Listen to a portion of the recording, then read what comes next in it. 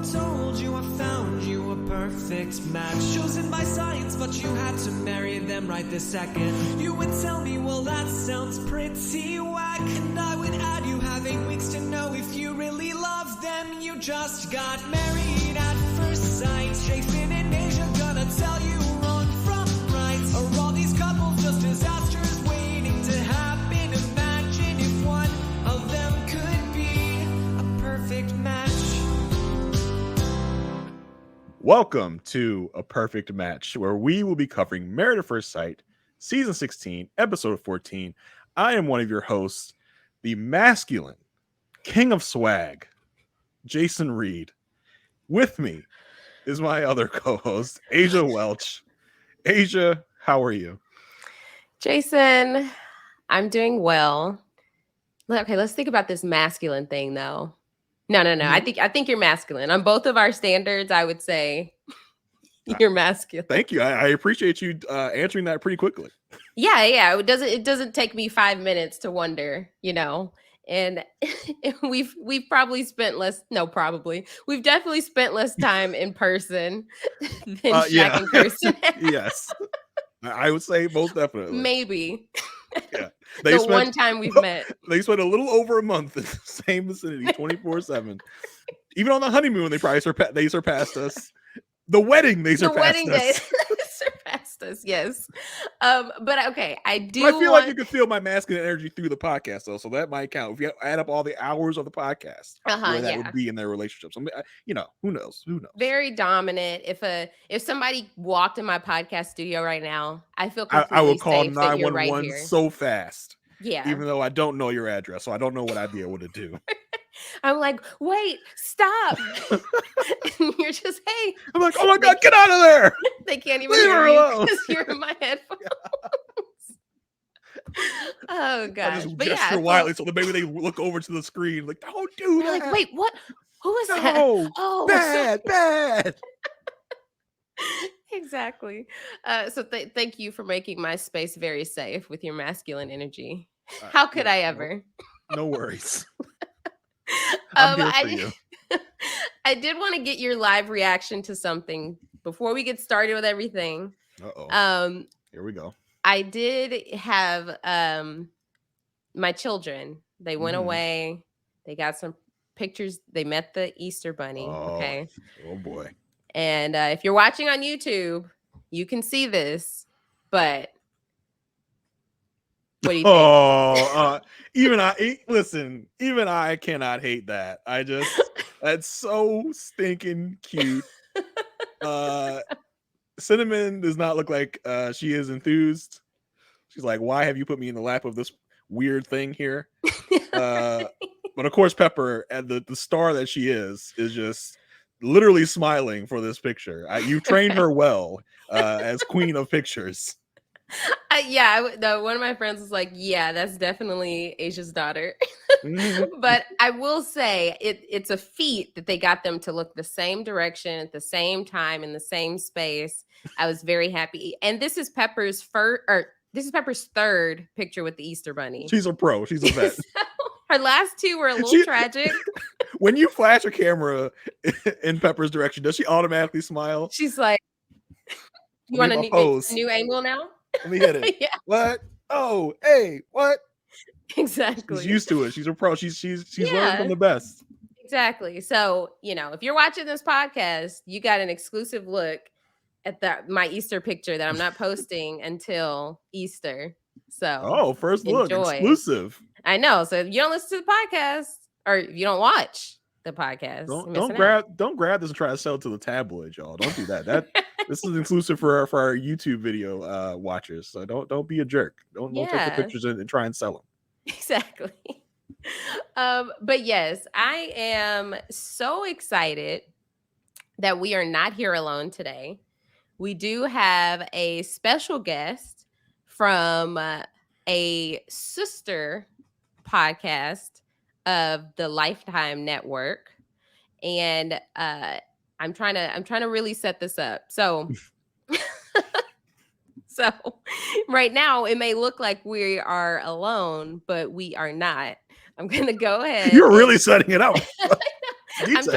I'm trying to replicate the experience from when I last referenced this person, when they really saw when they, gave us some inside information to the season in Nashville. Yeah, she's already had a presence on our show before. Exactly. So I am welcoming onto the podcast the co-host of the Do You Watch What I Watch podcast that talks about Lifetime movies, Hallmark movies, Netflix movies. We have the wonderful Jennifer W. Jennifer, how are you doing? Oh, hello. Howdy, y'all. Coming live from Nashville. Thanks for having me. I have some boxes. If one of you can help me move the boxes, that would be great. I'd really appreciate that. I suppose you want me to move your boxes for you just to show you how tough and masculine I am. Hey, I'm working out. I can't help. I mean, it's just, I'll be on the next plane. I'm open to either. I'll be on the next plane. Exactly. So welcome, Jennifer. Gracious, so excited. These people. So excited to get all of your takes and all of your thoughts on this season so far. But before we do, let's direct people to our lovely Facebook group where we have a great time each and every season. It is called the It's a Perfect Match podcast. So if you look that up in Facebook and you put in our password, you can join in on the fun. We talk about the episodes. We talk during the week about everything. And this week, the password is... Jen, you got anything for us? You got a password you want to come up with? Uh-oh. I said it. Could you not hear me? Oh, there we go. No. You froze for a second. I'm frozen. Not anymore. You're good now. Not anymore. Oh, this is strange. The password. Yes. Is the password Tres Leches.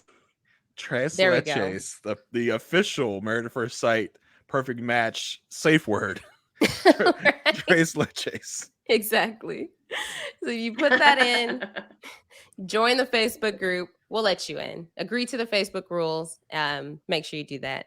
Also, make sure that you subscribe to our Love at First Sight feed. That's where you can get all of our podcasts, all of the Love is Blind podcasts, all of our podcasts about the show Perfect Match, as well as the Ultimatum. Subscribe. Make sure you leave us a 5-star rating and review. So we wanted to shout out a couple of 5-star ratings that we have received. So this one is from Liz Renee. The title is My Favorite Podcast for Recaps. It says, I'm late to the game, but came across this podcast a few days ago, and I'm literally wondering what rock I've been living under, because this is exactly what I've been looking for. A podcast that recaps not one, but all of the reality shows about. Also, really enjoy the hosts, their perspectives, and the representation overall. Thank you. And so I really appreciate this review specifically because Liz Renee actually reached out to me last week and offered me a free game. So Liz Renee is the founder of this game called Po Up. So it's exactly what you're thinking. It is a game where you pour up some drinks, and it's a card game. I actually received it already. So thank you so much. It's a game for Black alumni. So on the back of it, it says, it's calling all Black alumni, family, and friends. This game will bring you back to your college days through hilarious memories and nostalgic conversations. There are no winners or losers. Just grab a card, reminisce, and toast to Black excellence.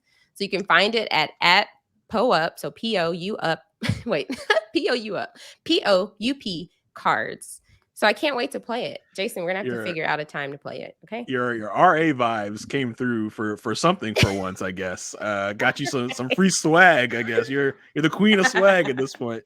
Exactly. The review I wanted to read is from someone named La Bruja Bella. I believe I said that right. It's entitled A Perfect Podcast. I love listening to these two talk about mafs every week. I love a good analogy as much as Aysha does. Okay, very focused. Okay. And Jason's voice is like honey to the ears. Oh, honey, that's a new one. Honey to the ears. They've got great banter and insightful commentary on the show without being mean-spirited. Just when I thought it couldn't get any better, they put out videos on YouTube where I get to live vicariously through Aysha while she cuddles her Spice Girls. Thank you for keeping me laughing each week. Thank you so much, La Bruja Belly. I really appreciate it. And it's been a while since we got a review that talked about my voice. So it really makes me feel great. You would think that I was the one that got voiceover work on a podcast, but no, that's my other co-host. Anyway, thank you for the reviews. I don't have to sing a Black Eyed Peas song this week. For next week, my threat will be let's get it started. So make sure that you send us some reviews so I don't have to sing it, to spare you, to spare me, to spare everyone else in the world. Okay? Yeah. I mean, and we still do have a couple more to shout out. So if you have you have given us a 5-star review, we will get to you. We swear. We promise. Okay. So Jennifer, welcome. So like I said, you are the one of the co-hosts for the Do You Watch What I Watch podcast. So what's your podcast about? Like a quick summary.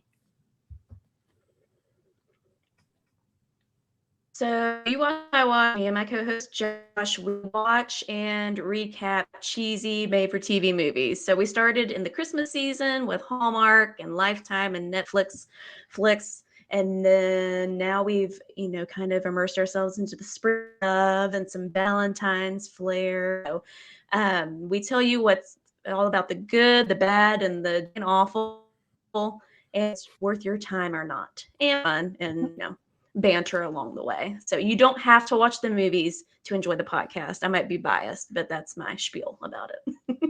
Nice. Yeah, it's like us. You don't have to watch a show to enjoy our podcast. I did check out an episode today, and I really enjoyed it. Loved it. So make sure you guys go check it out. Leave them 5-star reviews, just like you leave 5-star reviews for us. So make sure you're doing all that. It's a great podcast. That would be so.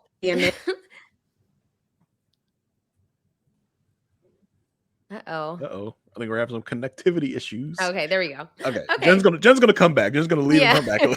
There we go. So we are talking about episode 14. And Jason, you said you enjoyed this episode. You know what? I enjoyed it. There was a lot of quotable moments. There were a lot of fun moments, I think. There in terms of relationship development, not great. Mm-hmm. But I just felt like there was a lot of fun times to be had in this episode. So I enjoyed it. I liked it. You didn't like it? You thought it was boring or something?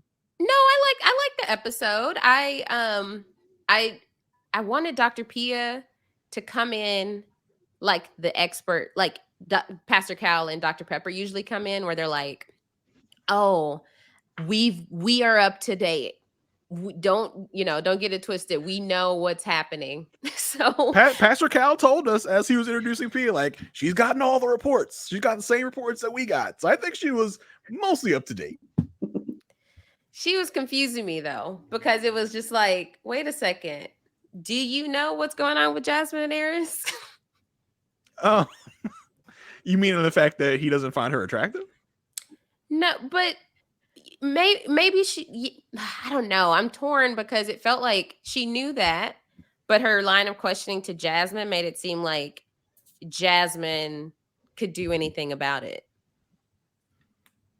True. I mean, I think her main advice was stay open, which I mean, I guess is good advice. I don't know what else you wanted to tell Jasmine to fix their problems. It's all on Eris's shoulders, pretty much. It is. I didn't feel well. But you didn't feel she took Eris to task like you wanted exactly. her to. Okay. Exactly.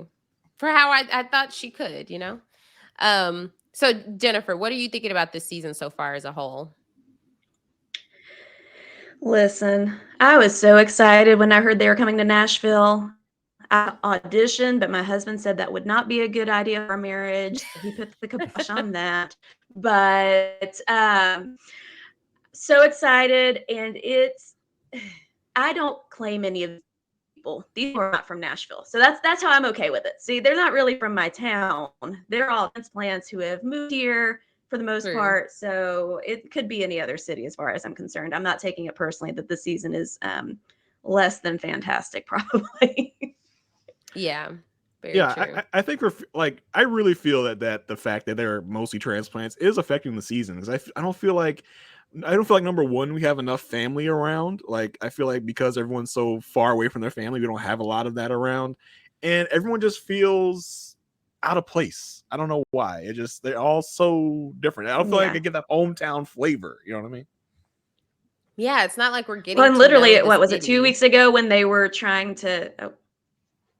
No, go ahead. They were trying to like show them their hometown. They were all going to diners and like local retail establishments because they don't have any roots here, and that's fine. But it was a lot of that. So not huge fan of that, but here we are. Yeah. So that's this season. Listen, we're not going to lie to you and tell you the season's fantastic. It's not. It's not one of the best seasons. Yeah. But I think we do enough to make up for it in our podcast. Okay. So we'll leave it at that. Yeah, exactly. So do we want to dive right in? Yeah, let's get started. So we're going to start out with just the deadest fish couple on the show as of right now, I think. No, that's not even true. I can't even say that. The second deadest fish couple. Because there is one that is already served up on a plate. Yeah, they've been cooked. Yeah. We're going to start out with Gina and Clint. The fantastic Gina and Clint. Jen, specifically Gina and Clint, how have you felt about them this season?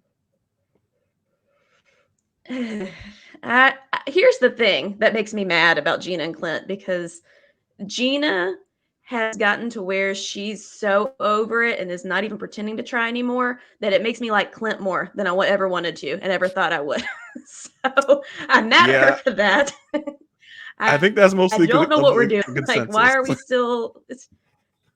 Yeah, and so I think that the problem is they have good chemistry from a friendship level. Like, they banter really well together. I just wish they could get over this "we're not attracted to each other" thing for 2 seconds and maybe try something a little bit more to elevate the relationship. But I don't know if feathers and hairbrushes are going to be enough to make it work. Yeah, I don't think it's going to do it. I know. I battle though with them. Just like, are they just too? Are they trying for something that like will never happen? You know, is it just a lost cause? Are they just inevitably going to be friends? Because at this point, it does seem like Clint, he thinks he has that little bit of hope. Like, he thinks maybe if we actually turn it around, we actually could have something. I kind of saw it wearing on him a little bit this episode. He looked a little weary to me. Like, he's just like, oh yeah, we're trying. We're real trying. But let's jump into the episode. So we start out the first main segment for them. We get the Dr. Pia visit right away. She comes in, she asks how everything's going. And they both really like tentatively just go like, yeah, it's good, it's fine. She's like, uh-oh. She's like, why is it just good? She said, what is good about it? Clint says, well, we have good communication. We're getting along pretty well at this point. Gina says she doesn't really feel like they're married, but they are trying to get to know each other, really build a friendship foundation first. Pia, challenges that, says, why don't you feel like a married couple? Clint says, well, there's like a physical barrier. I don't know. And Gina says there's no draw for her to flirt or to be physical at all. Pia asks, so why is there this barrier? Gina says she isn't sure. Usually, it doesn't take much. And that's a lie, right? Yeah, well, yeah, of course. Like, girl, why you lying? You are sure. You know exactly why. It's because he called me unathletic. That's what it is. She says she's not sure. Usually it's pretty easy. She just kind of feels the chemistry at some point, but she hasn't felt that here. And Clint takes his turn and says, usually when he sees someone, there's this unquantified part to it where he is just sexually attracted. I feel like Clint has one of those word-a-day calendars, and quantified was on the word-a-day calendar. He didn't really pay attention to the definition, because I don't even know if he's using it right, to be honest with you, because he says it a few times this episode. So then Pia digs down a little deeper. She says, so do you guys feel sexual desires outside of the marriage? Because yes, definitely. Totally. Absolutely. Like before she finished talking. Absolutely. Do you have sexual desires out? Yes, absolutely. Yeah, totally. Without hesitation. Nothing's lacking in that department. Yes. I'm completely all day, every day. Individually. Yeah. Gina's like, oh, okay. Well, that was fast. Pia says, so, if you guys, how are you satisfying those desires if you're not doing with each other? They're both like, well, do you have to like spell it out? Like, What does she want them to say? Oh, I haven't. Clint's like, yeah, I have another woman. Yeah. I'm going down to my other lady's house when I feel the urge. Yeah. They're just like, they're like, they're just thinking like, how can we say this like PG-ish? It's like, we're just taking care of it ourselves by ourselves. And then Pia, like, not reading a room, she's like, so do you guys talk to each other about like what you do? They're like, she's like, no, why would I talk to him about that? And I can't even like, we don't even talk about like sex stuff together. Why would I talk about my sex stuff I do by myself? Pia's like, so how do you think you're going to foster that sexual feeling? And Gina says, well, I just kind of thought it happened naturally. I just thought it would. And Gina, who does not want to do any work for this marriage, she's just like, I saw it fall into my lap. I don't know. Like, it just thought it would happen. Zero effort. Yeah, zero. Pia says, just like everything else in this marriage, it's going to take work. And if they're going to be married, they have to put forth the effort to be intimate and to, as Pia puts it, water the intimacy. Gina says, well, we are watering it. We're getting to know each other. Pia says, yeah, but you're not talking about sex. Gina's like, that just kind of grosses me out to talk about sex with Clint. Did you feel that she was getting a bit defensive in this moment? Oh, like it felt like she thought that Dr. Pia was like coming at her when it was like, Gina, these are very normal questions for like a therapist to a couple, like a married couple trying to build their intimacy. Whereas Gina almost seemed like Gina was offended that Dr. Pia would even think that should be part of the conversation. Yeah, I definitely thought Gina was about to fight Dr. Pia. Who was about to fight Viviana one season? I forget. Lindsay. Well, yeah, Lindsay was about to fight Viv, as she called her. So I definitely got some hostility from Gina. Like, we gotta treat her like a hostile witness or something. Let's see. So yeah, Pia's like, if you're not having sex, how is this marriage supposed to last? Gina says, maybe it won't. It's like Gina's just like listen, can you just sign my paper so we can leave? Like, can we just like say that we did it? So I thought that's what this is gonna be. I don't know why you're pressing me. I thought they told you that we're just kind of like playing this thing out. Yeah, can you sign my get out of jail free card? Yeah. Why are you hassling me about this? She's so done. Why did you let Dom and Mac out of it and I'm still here with Clint? Doesn't make sense. Yeah, I feel like they threatened them. Like, listen, we already had one quit. We can't have another. Like, you better stay here. Y'all better become friends. Figure it out. I swear. We've installed locks on the doors that lock the other way. You're trapped in here until we let you out.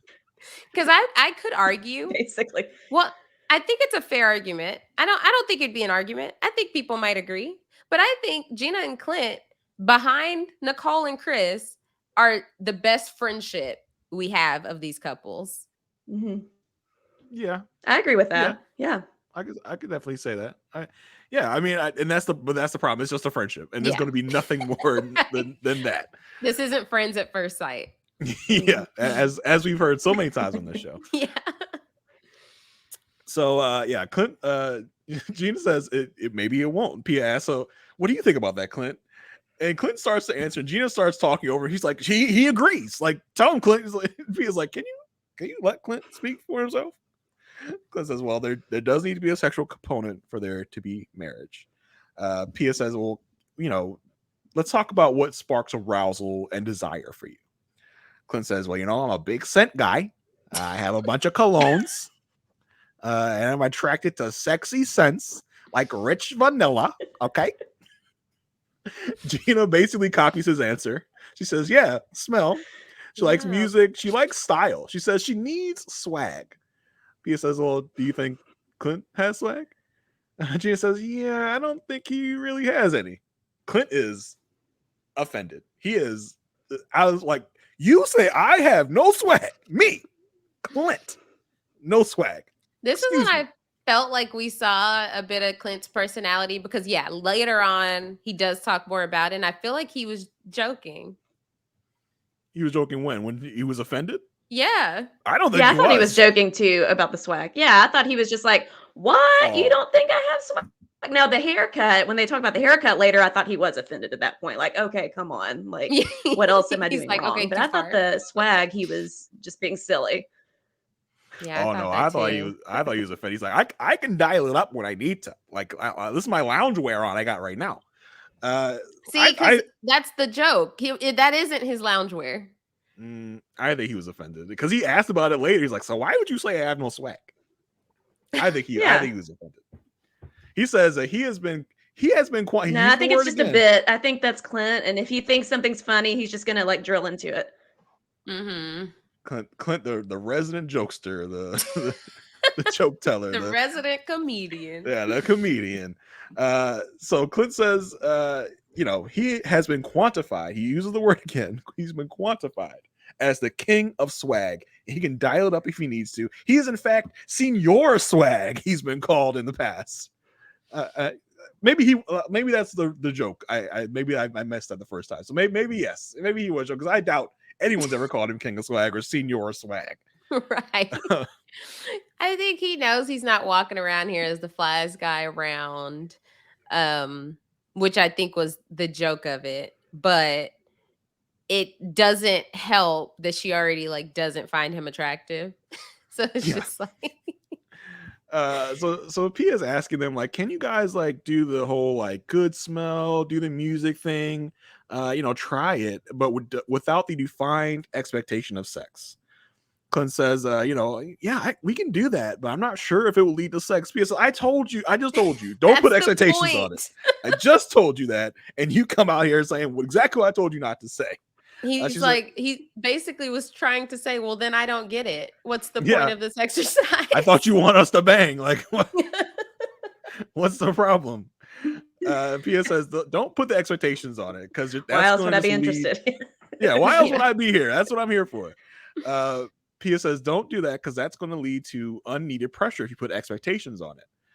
She said, I'm going to give you some homework. It's going to be some baby step stuff, but it's going to help to take away the pressure and the expectations. And the focus is really going to be on sensation in regards to touch. Just, simple stuff like some stuff on the arm, blah, blah, blah. In confessional, Gina says, we haven't really talked about physical attraction since the honeymoon. But this does put pressure on them to talk about those uncomfortable things. Gina's, first of all, this whole segment, Gina's just like, why am I here? Why do I have to do this? Uncomfortable talking about this, A, on camera, and B, with Clint. Has Gina ever seen MAFs? This is the thing we do on MAFs. We talk about sexual stuff for some reason. I wonder that every season, how many of these people have actually watched the show because their reactions to things show that they haven't seen a minute of it. And you would think if I'm applying, even if I haven't watched the show in the past, if I'm applying for a show, you'd think I would do a little bit of research just to see what I'm walking into. But yeah, it was almost as if this was just I'm here so I don't get fined. Mm-hmm. Literally, that's it. That's what it boils down to. So yeah. How would you have felt, Jennifer, if Clint and Gina went ahead and threw in the towel and we were only following 3 couples? That's a good question. The 3 that we would have left, I don't think they're giving us enough to keep us here. I think we need that 4th couple. I just wish they would try, or I don't know. Be interested in following Clint. If we to get Clint and Dom in right now and just tag them in, I think that'd be okay. We can just follow them the rest of the season because Gina clearly is looking for the nearest exit as though there's a fire in the building. So I don't know. Yeah, it's tough to watch because I feel like every segment with them, we're just wasting our time, which you know, that's what it's really gotten to with Jasmine and Eris as well. But I don't know. I just feel like here's the thing, what right? can they do? If Clint wants this to work, he's going to have to bear the brunt of the work because Gina is just sitting there not doing anything. I think Clint could help a situation if he came out and said things like, you know, she's beautiful, gave her compliments, because as Gina said, they haven't talked about physical attraction since the honeymoon. I think if Clint went out of his way to kind of make up for those comments, to tell her that he finds her attractive, tell her she's beautiful, things like that, that would help a situation. I think that would soften Gina up a little bit, because I think Clint's the only adult in the room at this moment, because Gina is just like has her arms folded and like is just refusing. Like she's like, no, I'm not doing that. So I think Clint, if he wants this to work, is going to have to really take the lead on it. Yeah, I think so too. I mean, but does she? It goes back to like the Kirsten Shaq situation. Like, does she want him to take the lead? No, she just like I feel like she sees this 8 weeks as the end. You know, like not okay. You know, decision day. We'll see where we are by then. No, she's just like, I'm done by then. I cannot wait to reach that day. Yeah, but I think if he takes a little bit of the initiative just to see what would happen, because they do have good chemistry as like friends. So I think if he took the lead and was just at least tried it, because I get the feeling that he's also kind of like, you know, I also don't want to like show that I am so invested in this, so I'm not going to do more than I have to do. Yeah, I guess. Yeah. I mean, here's my question. What are they going to do when they get done with the 8 weeks? They get back to their shared apartment. I mean, does somebody have to move at this point? Like if you see them in the lobby or the elevator, won't that be so awkward?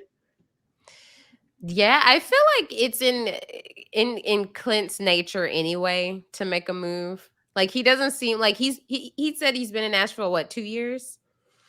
I feel like he would see this as the next chapter in his life. Yeah. And he would find another place where he can sail. But I feel like if they break up and they're like in the same apartment complex and like both of them are going to go get the mail, right? They're like, there's like a mailroom or something. And Clint walks in, he sees Gina. He's going to walk over to Gina. He's like, hey, Gina, how you doing?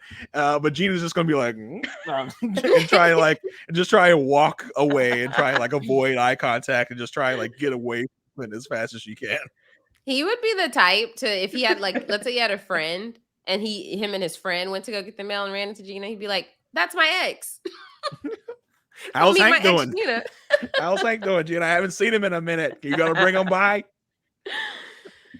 I feel like it's my weekend. Yes. So next up for Gina and Clint, they sit on the couch. They talk about, their little meeting with Dr. Pia. He's like, so you really don't think I have swag? She says, sometimes you wear nice stuff. And he's like, I'm so offended about this. She says, this is more offensive than your honeymoon comment. He says it's even worse because you can never do anything to make it better.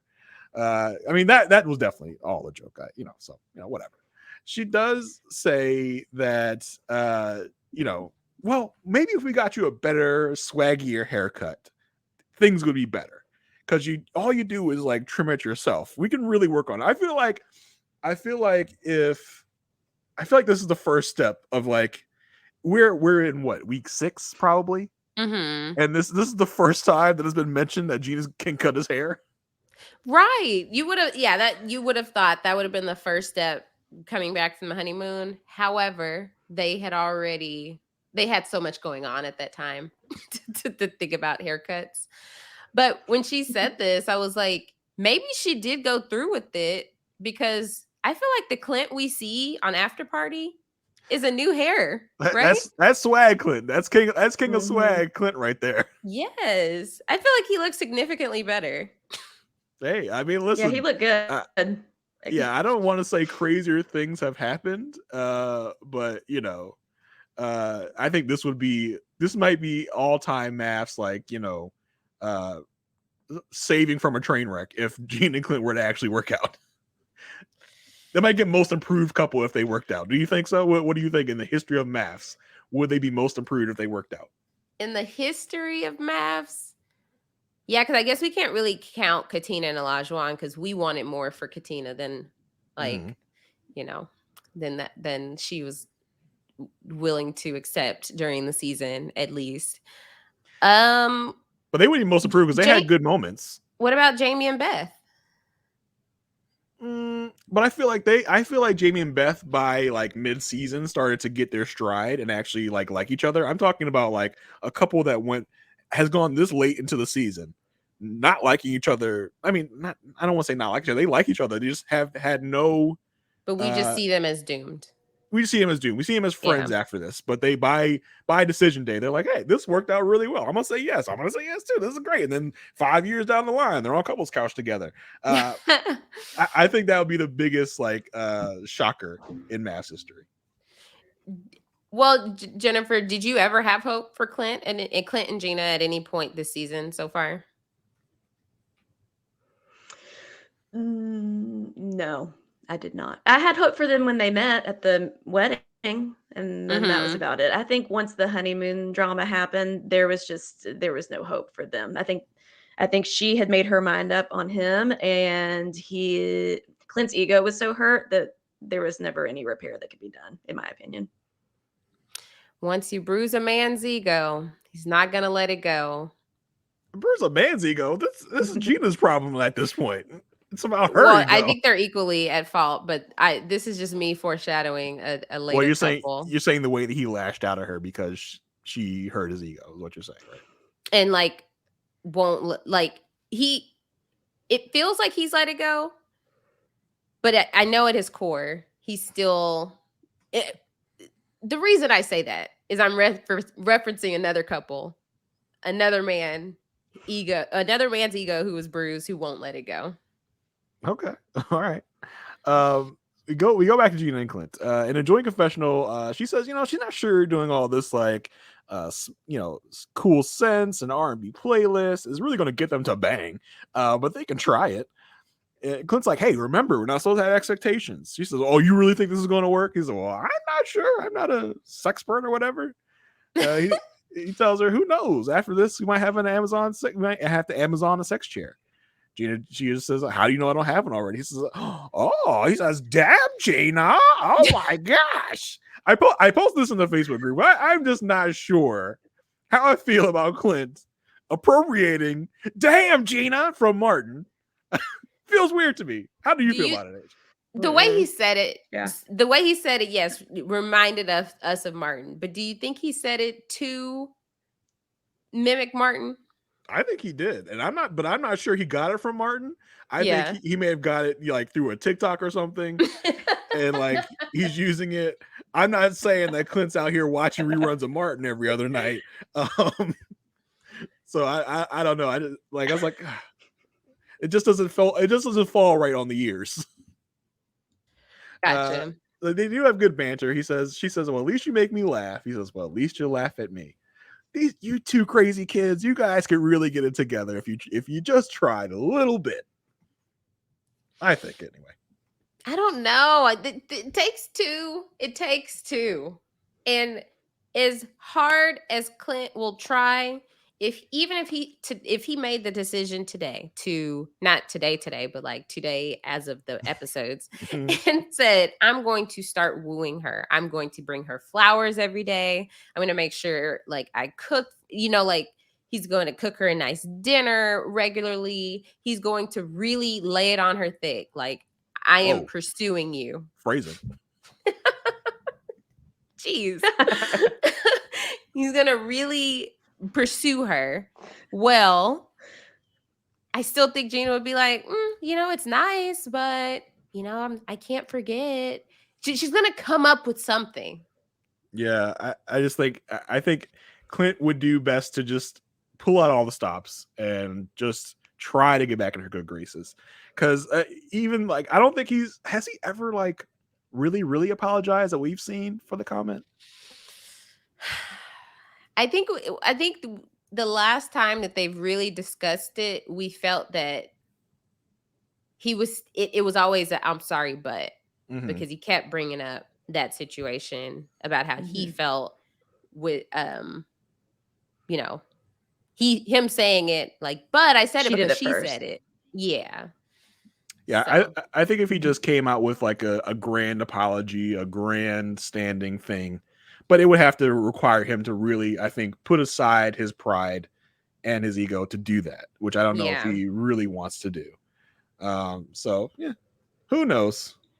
Who knows? I don't know. They go through their little exercise given by Pia. They go through some of the questions. They come up with the safe word. His safe word was what? Porcupine at first. And then they settle on tres leches, which if you hadn't heard before is our Facebook password for this week. They talk about if whether or not he's appropriating. He acts like he's from like Texas, like where we have Tex-Mex here. You know, a lot of places that we like. I live by a CVS Mas. Like there's a lot of like Spanish around us, and I feel like he's constantly saying things. I'm gonna have a fiesta. I'm gonna have a fiesta for our party. Exactly. He's constantly using Spanish without a Spanish, like he's not using an accent or anything. So then it does. Well, isn't that like better? Isn't that better? He's not using an accent. I feel like it would be worse if he used an accent. If I'm trying to speak Spanish, I'm not going to sound like I have my Texas accent. But he's not speaking Spanish. He's saying words that all of us know the meaning of in Spanish. It's not like he's speaking fluent Spanish. Why constantly? Because he's a dad. Okay, that's what he does. It's his dad that what humor. You do as a dad? Sometimes, yeah. I say weird stuff. Like weird stuff. I do dad joke stuff. I know, but Spanish. It's a different language. Yeah, but I feel like he's not using Spanish. He's using all the Spanish words we all know what they mean. He's not speaking fluent like Spanish. So I think no, it's that would be totally different. Then that would be a respect to the culture. I'm not saying he's being disrespectful, but I'm just saying that it's in abundance.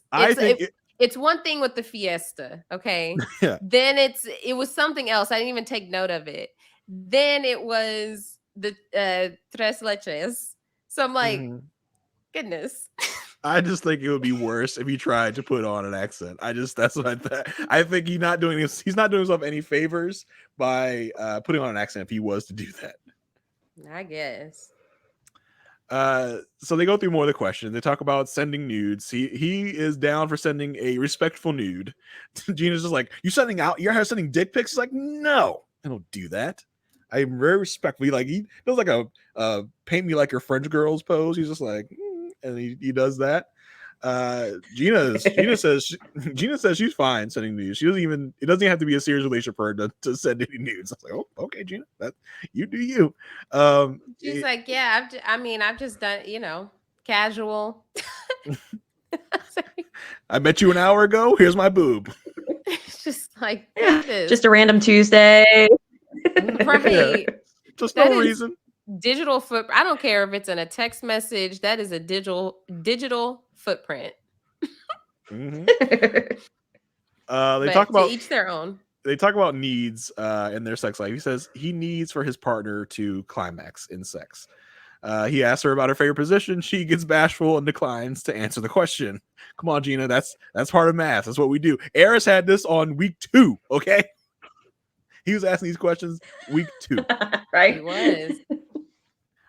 They get a knock at the door, and of course it's our mystery basket fairy that leaves baskets at doors en masse constantly. Yeah. In a confessional, she says she's trying to stay open-minded and try to build a sexual relationship, but she isn't sure if they can really complete the exercises. She thinks it's going to be a little too awkward. They use some of the items in the basket to do some sensory touching. They touch each other with a feather. They touch each other with these they look like little back massagers. They have like little ball bearings on the ends of them. Yeah, like the rolling situation. They use hair brushes on their backs and arms. It's a whole thing of like platonic fun. But they both seem to enjoy it. In a confessional, he says they they've really built on their physical aspect. It's slowly bringing them to the point where it's okay to touch with good intentions. I would hope you're having good intentions. Jeez. But yeah, that's we then get to like so this episode we had a group outing, of course. It was a very short group outing though. The guys went to they went to a stadium. I'm not. It was like a minor league what stadium is in Nashville, Jennifer? Mm-hmm. Yeah, it's the Nashville Sounds minor league baseball stadium. It's pretty new. They built it like 5 or 6 years ago, probably. It's really nice. But yeah, that's where they were. Yeah, so they had the boys get a whole baseball stadium to themselves. The ladies had the cramp inside of this like back room of somewhere, like some weird bar to like learn how to make cocktails. Okay, like not really equal, maths, not equal. Let's fix that in the future. But the boys talk, and of course they all have to go kind of round robin style and really get into everybody's business. What did we think of the boys batting? It went well for most everyone except Clint. Yeah, I was surprised at how, like, I'm not like trying to knock Chris or anything, but I feel like Chris, he did a really good job. Like he hit one that what they called a double. How do y'all know? Like whether to sing, I've gone to a baseball game in my day. I've gone to a World Series game once. I am not surprised. Not surprised at all. You probably had club seats. You had a sky box. Aysha Welch. You probably threw out the first pitch. You probably did all that stuff. No. VIP package all around. I was on the last row on the top. It was a last minute, like, hey, we should go. This would be fun. It was game 1. Doesn't even matter. Because it was last minute. Okay, I got you. I guess you could. Yeah, you had to reserve the box seats early in advance because all of us last minute can just buy World Series tickets, right? That's the common thing. Just saying. Oh my god! You know what? I'm gonna go to the Super Bowl. Let me go grab a ticket real quick. Just a few thou. What's the big deal? Oh my goodness. I mean, okay, whatever. I can't even say anything back to that. You walked into that one. I don't know what you want me to do for you. Here I think I'm having a casual conversation with friends. I mean, you can't just keep walking into my traps. That's your fault at this point. It's like I have to really just think before I speak, and it's just, yeah. We've been talking for 47 minutes. I don't want you to think. I want you to keep walking in the traps. It's fun for me. Anyway. Oh, I bet. But yeah, okay. But the singles and the doubles and there's nobody running the bases. How would you know? Like no one's actually playing a game out here. What if somebody caught that in the air? Then it's a nothing. Actually, it's not a double. Exactly. You're out. This was really weirdly. This was weirdly edited. Like Shaq came like super late, but they want us to think he'd been there with them the whole time. It's like, anybody else catch that? I didn't. Yeah, it was like Shaq came separately. I did not catch that either. No. Yeah, they wanted us to make us think it was like all together at the same time. That's so weird. So we get to the whole group. We get to the Clint and Gina part of it. Clint talks about, they talk about the bases. Of course, Eris brings up first about what bases are y'all on? Clint says he and Gina aren't even in the stadium. Eris says, same, as if Eris is like really upset about it. He's like, I just don't know what the problem is. Clint says he's a sexual dude, and that's how he connects. So it's really tough, and he's trying to keep an open mind with the intimacy exercises.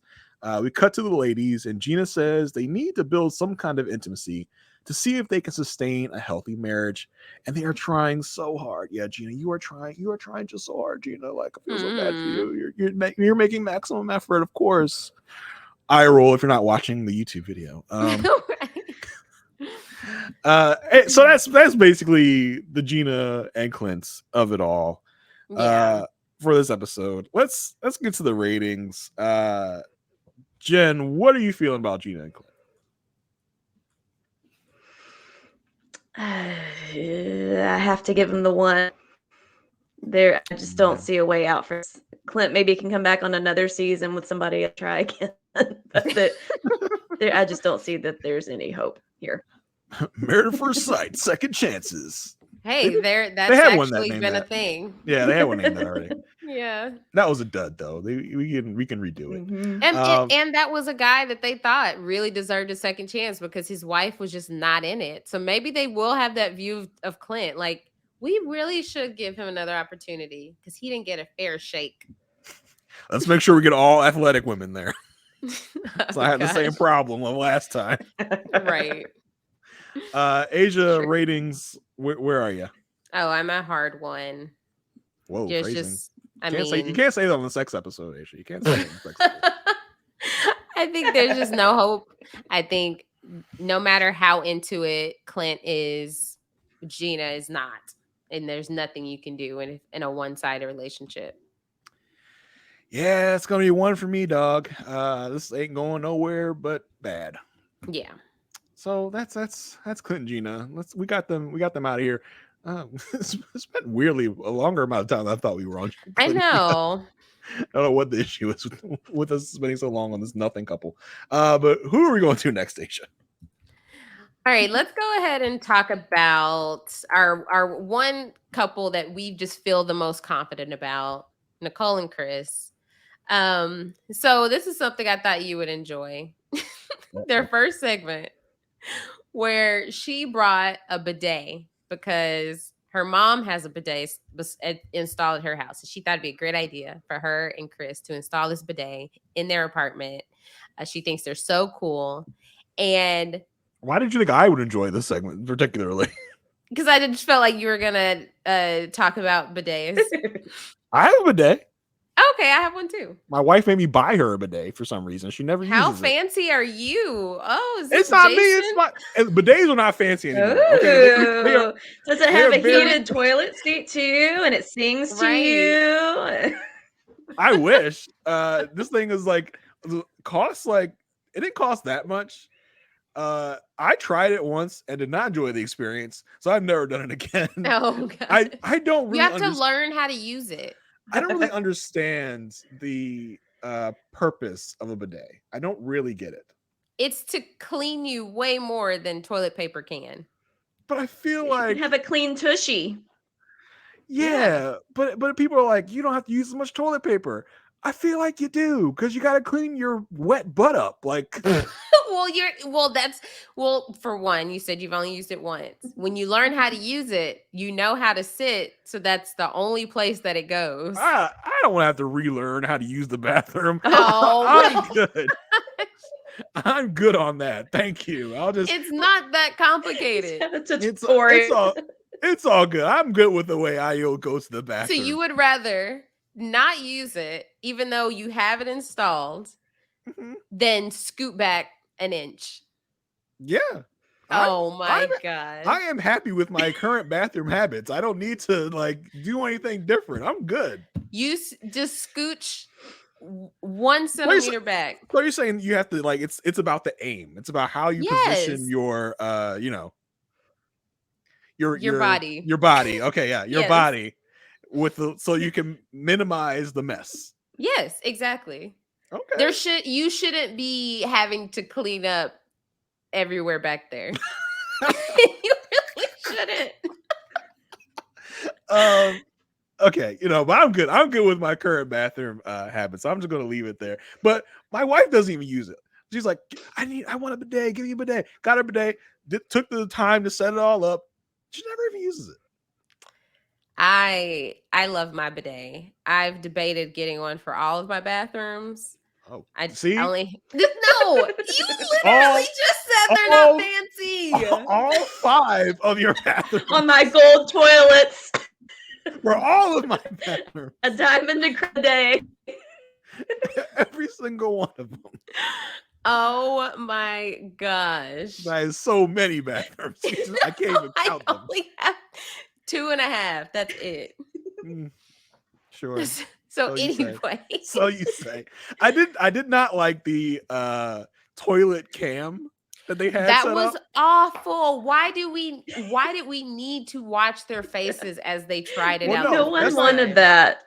No one. That's not even what I'm talking about. I'm talking about when they entered the bathroom, get ready to set up the bidet.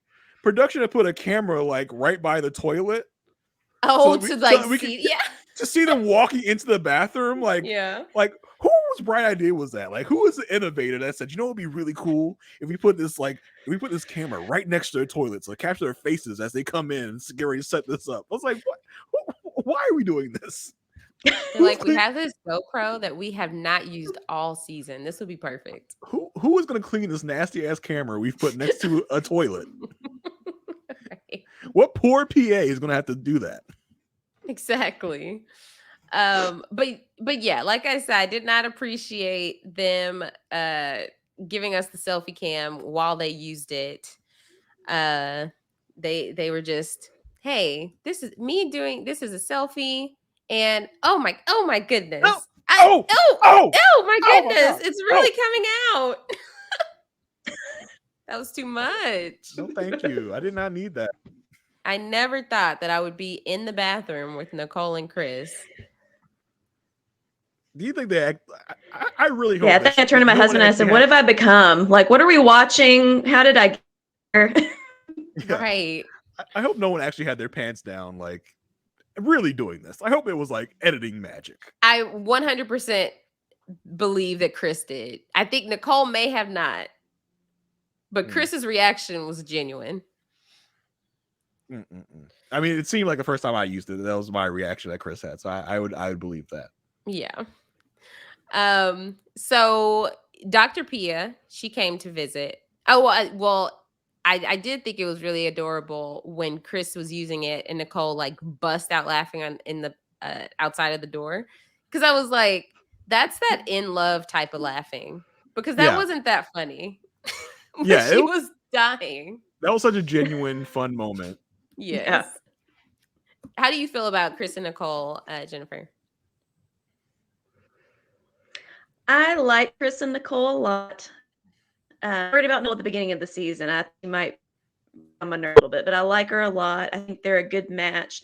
Chris concerns a little bit that I'm afraid this whole business of we should have separate apartments when we're done and take some time to find the right place. That I don't like that, and I'm hoping. I want them to.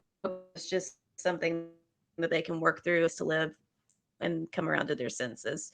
Seeing him on the after party, it makes him. I kind of got the impression that they are still together, just with his body language, and he kind of came Nicole's defense a little bit. So, fingers crossed that they work out. My take. He does seem a bit more confident on the after party.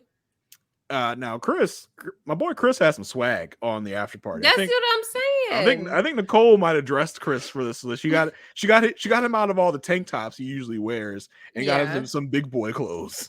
Right. Yeah, he well, we haven't even we didn't mention it last week, but after party in Rudy's house. Her house is humongous. I don't think that is Rudy's house. Why? Because she said my home. I thought it was just in Atlanta, like my house. Yeah, she said in my home of Atlanta, Georgia, like in my hometown. Like I don't think that's her actual house. I thought she said something specifically that this was her home. She did say my home, but she said my home of Atlanta, Georgia. She didn't say my home in it, like in Atlanta, Georgia. I think it's just to be meant to be her hometown. Like I don't think Cosby residuals are paying like that anymore to buy her mansion in Atlanta. I think so, actually. In 2023, Cosby residuals. She seems like a smart cookie. I feel like she would have known what to do with it. I don't know about that, but she was on Celebrity Big Brother, so maybe she's got results from that too, right? Yeah. Right. Her breast milk is depleted. Breast milk is depleted. I have to go. For those that never watched Celebrity Big Brother, you have no idea what we're talking about. Yeah. She was on Celebrity Big Brother, and she said that when she was asking people to evict her. Mm-hmm. She had to go. Yeah, she's like, I gotta go. So we did get the Dr. Pia visit, and Chris says that well, when she walks in, Chris gives her a hard enough handshake that she has to call it out. Like, she's like, that was a firm handshake. Are you trying to break my hand? Right. Like, it wasn't regular firm because that wouldn't have warranted a call out.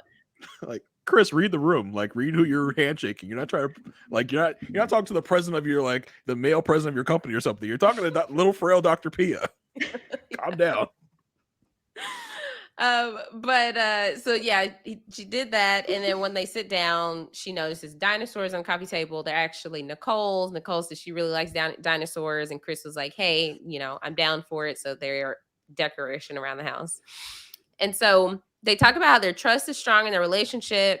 They do say that they, have consummated their marriage, which Dr. P already knew, and Nicole explains that like they didn't have sex on the honeymoon because they didn't want sex to cloud their relationship. And they both talk about how they've had sex in the past where where sex has clouded the relationship. Chris has examples and Nicole has examples. And Nicole says that she used to like have hate sex, which what was her explanation for like why she defined it as hate sex?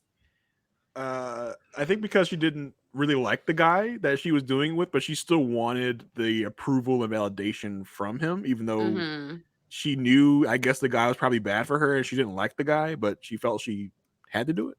Yeah. So that I think she hated herself doing it. Yeah. Okay. Then she did say, given all of that with her past, she does feel really good after her and Chris have sex, and she does not regret. She doesn't have any regret attached to that, which I'm like, that is wonderful. That is the goal. So I'm glad that she can acknowledge that presently, and in their relationship. And so Dr. Pia asks, okay, how's the foreplay? And she's like, oh, Nicole's like, it's not enough. It's not enough for what she would like. And Dr. Pia was like, are you a little bit of a people pleaser? She's like, well, usually I am, but I don't feel like I am in this relationship. But Dr. Pia explains to her, well, the way you just explained away foreplay, the way you want it, but you're not, you're not bringing it up that you want more because you feel like y'all are fine. Like that sounds like the people pleasing tendencies that you've had in the past where, you were people pleasing when it came to sex in past relationships. Nicole starts tearing up and she says she didn't realize she had so many issues until they talked about these things. And she's like, and I sit here and I'm like, wow, you are so effed up. And Dr. Pia said, no, don't you say that. You're not. Everybody comes rushing in, like her and Chris, like, no, like, don't say that. Just like, calm down. Like, damn. Yeah. That made me so sad for her. Yeah. I didn't realize that she felt that strongly about bringing up these past situations and it being a reflection of her self-worth until this moment. And so she says like she sees that how her exes were with her, she allowed that behavior in the past. And so we get a confessional where she's like, I thought Dr. Pia was going to come in here and just talk about sex. And we were like, yeah, we're fine. It's great.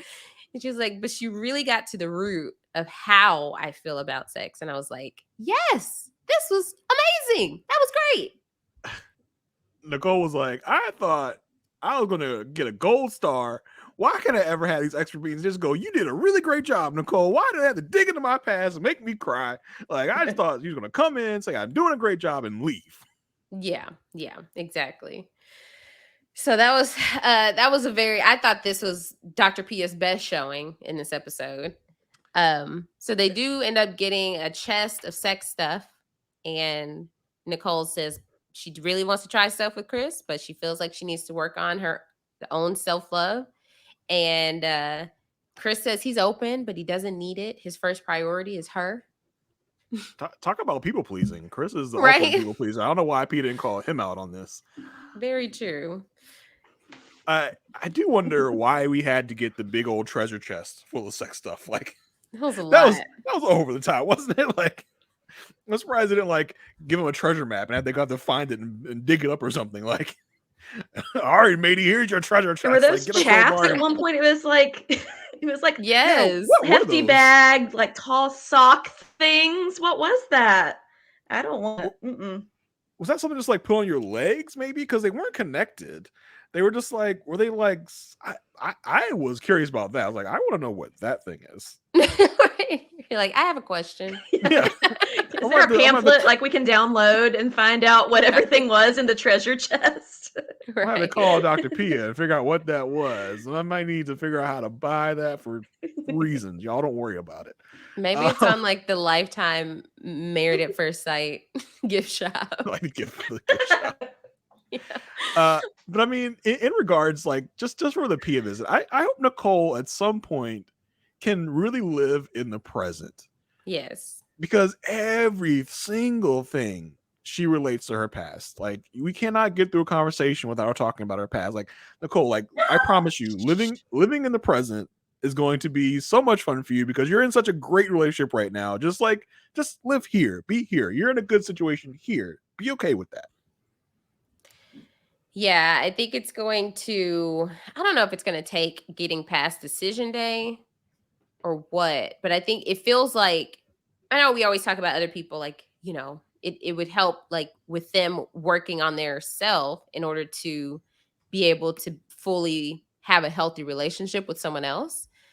But in this circumstance, I think that Chris, it's easier for her to have this relationship with him because of how Chris is. He's so concerned. I mean, he's very similar to her. He's also making decisions based on how his past relationships went. And so the fact that they're so alike, they are able to uncover these things about themselves and they're learning more and more and more. So it's like, even though I think she's doing a lot more of it, where it's a lot of this self-discovery and realizing her self-worth. Maybe, I don't know. Cause I think she's overthinking how that's going to affect the success of their relationship. So maybe if they get past decision day, they'll be okay. It was because last time she was like, what if he finds out something that my 14-year-old self did that really piss him off? Like, jeez. Exactly. If that pisses him off, that bigger with Chris. I'm sorry. Yeah, right. For sure. That would be a Chris thing. Yeah. So she does say like she would be fine with how it is now with their sex life. If it was that way for life and they didn't change anything, she'd be perfectly fine with that. And Chris says that his main priority is saying yes on decision day. So this was a big episode, I think, for them at least, for Nicole. And then in the group date, let's see. So all that Chris, well, I guess kind of a big thing, in my opinion. All Chris shares is, yeah, Nicole has some self-worth issues. I mean, he ain't lying, is he? But is that something is that like, hey, let's talk about it? Let me tell you my wife's deepest, darkest secrets and regrets. Right. I mean, right? Listen, Chris. we know that Chris overshares, right? He tells the camera that his wife's thick but good thick, and now he's telling all the dudes all his wife's issues. Maybe I'd forgotten about that. Yeah, what's going to be on TV anyway? Like, what's the difference? I tell you now, or you find out later. Yeah, I think it's fine. I think Nicole would be fine with it. I hope so. Nicole, who's always ready to spill her guts about her issues, I think. Knowing Chris, she's gonna reveal like, okay, yeah, like the self-worth stuff that's really been like a personal experience. I'm really glad that I'm able to go through with only you. He's like, well, on the group date, sit down. I got something to tell you. You're gonna see. I did say that you have some self-worth issues. I can talk about my own self-worth issues. You can't talk about my self-worth issues. Yes. Oh, but yeah, then on the girls' side of it, Nicole did say that she sometimes she thinks that Chris is almost too respectful, because when she doesn't want to talk about things, she wants him to be like, you know, hey, like, let's get through this, rather than, oh, I'll give you your time. She's like, what if I never come around? To wanting to talk about it. Be mean to me, please. Right. I think maybe this is more for like, I push away the good guys. I push away the respectful guys. Like, ugh, come on, Nicole. Nice guys finish last. Isn't that what they always say? Listen, I finished first. I have the best wife anyone could ever ask for. So I finished first. Hope she heard that upstairs. There you go. Make sure she hears this exact recording. Just have it on a loop. Yeah, I'm just gonna walk by in the her. room, she just casually hears that. Yeah, I'm gonna walk by her with this playing. Like, that's just. Oh, did you heard that part of the podcast? Oh, what a coincidence. You're like, I listen to every podcast. Who would say that? You would say that about yourself. Yeah. I listen to all my podcasts. My wife would never say it. My wife does not listen to this podcast. Isn't the goal here for her to listen to this podcast? Well, I'm just gonna have her hear a snippet of it as I'm walking by. Okay. So I'll never be able to convince her to listen to the whole thing. And y'all watch this together. That's hilarious. Yep. She's like, I already heard what you had to say when we were watching. I don't need to hear any more about it. Fresh thoughts. What have you, now that you sat on it, you might have new thoughts. Yeah, she'll never know. Right. All right, let's get to the ratings. 1 to 5, 1 being they're not going to stay together, 5 being they will make it. Jason, what are you thinking? It's a 5, baby. It's a 5. No matter how much they try to self-sabotage themselves, I will never give up on them being a 5. Nice try, Nicole. Yeah. What about you, Jennifer? I'm going to give them the 5. The living situation scares me, but I think they can work through it. And I think they're precious to watch. They deserve a good, healthy relationship. We all deserve to see a good, healthy relationship happen on this show. So I'm giving them an optimistic 5. Nice. I think I'm giving them a realistic 5. I thought you were about to like take points away. I was like, no, I'm just saying, like, I don't know if I don't know if we're being too optimistic. I think it's like the reality of the situation is they strike me as two people who are going to make it work regardless. Even if things weren't going this well, I feel like they would find a way. Even if they had give them some of the other couples hiccups, I feel like they would be able to power through it. We seem to have the two most dedicated people on the same couple, coincidentally. Yeah. Oddly enough. Yeah. All right. Where do you want to head next? Let's hit Kirsten and Shaq. We open on Kirsten explaining to us that Shaq's going away to Memphis on a recruiting trip. She's really going to miss him. We then get Kirsten FaceTiming Shaq while he's on his trip. They talk, and I think Shaq has been taking like lessons from Eris on how to just deadpan while your wife's talking to you. It's just like, yeah, I gotta get up early tomorrow. Yeah, I don't know how early. Yep, I really gotta. I don't know what I'm gonna do. It's been a positive trip. It's been good. He's so like uninterested as she's talking to him, and Kirsten is really trying to like. I don't know if it's a play for the cameras, but she's so chipper. She's like, hey, I really miss you. I'm so sad you're not here. She's really hamming it up for him. In a confessional, she says she wishes that he was there. She wishes she was there to support him on his trip. And it's important for her to be there to support him, and she wants to see him in his element. She tells him she's sad that he wasn't in bed last night. She can't wait for him to get back tomorrow. They banter a little bit more about him needing to get up early. She says, all right, well, I'll see you later. Bye. And Jack's just like, he's just closing his laptop. And she's like, and he gets a look on her face. She's like, oh no, he didn't. Like, and she calls him right back. He's like, yeah, what do you want? Like, it's like, he reads. He's like, She's like, I blew you a kiss and you didn't blow me one back. He's like, oh, I know you're trying to do that. I don't even know if they re-blew kisses. I'm not even sure. I don't know, but it wasn't even like, oh, I wasn't trying. I didn't know you do that. He was like, I didn't know to blow you a kiss because I didn't know that you blew me a kiss. It was like, what's with the attitude? Yeah. Drop it. He's definitely Mr. Cranky Pants this whole episode. I don't know what's going on. I'm like, did she call him in the middle of a nap? You don't kiss me in real life. Why are you going to kiss me over FaceTime? I will not resign to that. They've been kissing. I won't be fooled.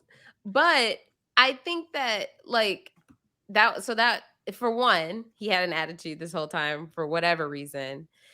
Well, actually, I think we find out later because we find out, how he felt about going on this trip alone, but didn't say anything in this moment or, whatever. We'll get there. But I don't know how I feel about Kirsten in this moment. Like you said, hamming it up for the cameras. Mm-hmm. Hold on.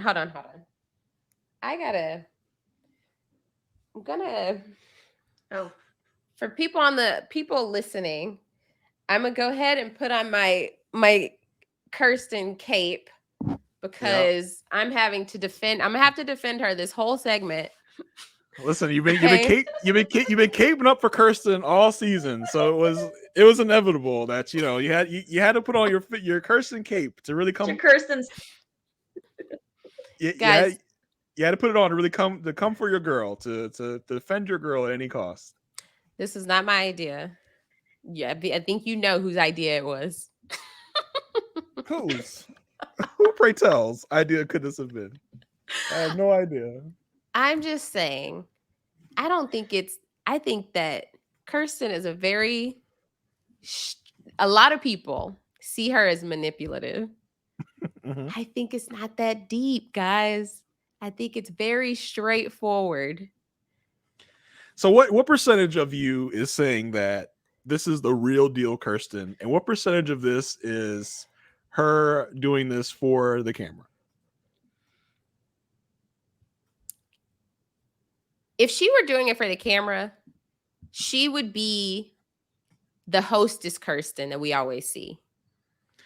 I feel like we got a lot of hostess Kirsten in this episode, though. With Dr. Pia. With this FaceTime call. Oh, see, I don't feel like she was on that level. I feel like she lightens up when she's hosting. I really missed you last night. You weren't in bed with me. I was so sad. I can't wait for you to come home. This was another level below that. How she is when his little mentees came over. Your little friends. So your little friends came over. But I feel like because his energy was so low, she was trying to be like that to okay, let's have this conversation. But whatever. I'm not sure if you're aware right now, but you're on camera. Can you liven up a little bit, please? I'm being filmed right now. I know you're not, but they can see you. Can you have some more energy? She made me laugh because she said the other night I missed you. not last night, just the other night. One of the nights I missed you. Yeah. See, I don't know. I'm trying to find the words because I don't think that it was, oh, we're on camera, you need to liven up. It's like, hey, we haven't seen each other. I'm happy to see you. I'm trying to convey that, but you couldn't care less on the other end of this FaceTime. So I don't know. And it also makes me think that now that we learned later on that they weren't texting all day and communicating all day. So this is probably even just the first time they had talked that day at all. Yeah, I mean, we find out later, I guess, that a lot of this attitude from Shaq, he's still butthurt that she didn't come to his recruiting thing with him. So I guess that somewhat explains his attitude, but he was a real cranky pants. But we leave that scene. We come back to Kirsten and Shaq with the Dr. Pia visit. So she comes in, she does the thing, she's in confessional. He says he's happy to be home, cause this is, from him being in Nashville, he's come back home. He says, I'm happy to be home with my wife. The aim now is to make sure that we're both feeling appreciated and wanted and needed. They sit down with Pia. She asks, how is it going? They say, great. Pia says, why is it great? Well, Kirsten, let's back to Kirsten says it's going great. Pia asks, why is it going great? Kirsten says, well, I'm getting that quality time I really needed from him, and we're getting to know each other on different levels. Pia says, before we get too deep into this, can we acknowledge her top and how the color is like the theme of my life? Like, that's my favorite color ever. Oh, wow. I love that orange. And I was just like, it looks so good on her. That orange. Yeah, it did. I feel like orange looks good on a lot of people. And I just felt like it was just the perfect color, the nice, like a nice amount of shine, a better, like this is like UT orange, but a better orange than this orange. And my goodness, I saw that shirt. I was like, I have to have that shirt. But all right. I just thought it needed to be said. Maybe the Lifetime gift shop, the Lifetime online store has other mystery pants, orange shirt. Right. From it has some Dr. Pia cosplay in the Lifetime the Lifetime store. Yeah. No, Kirsten. Not Dr. Kirsten's. Pia's. Yes, I thought Kirsten's Pia. shirt. No. Oh. Dr. Pia, she had on, I can't remember the colors, but she didn't have on the orange shirt. It was a pink top, and then she had blue flowy pants. It was really cute, but it kind of looked like a gender reveal situation. Anything else from Fashion Corner, Asia, or can we move on? I think we can move on, but if anybody knows where Kirsten got that shirt, please drop a link. I'm sure you can afford it.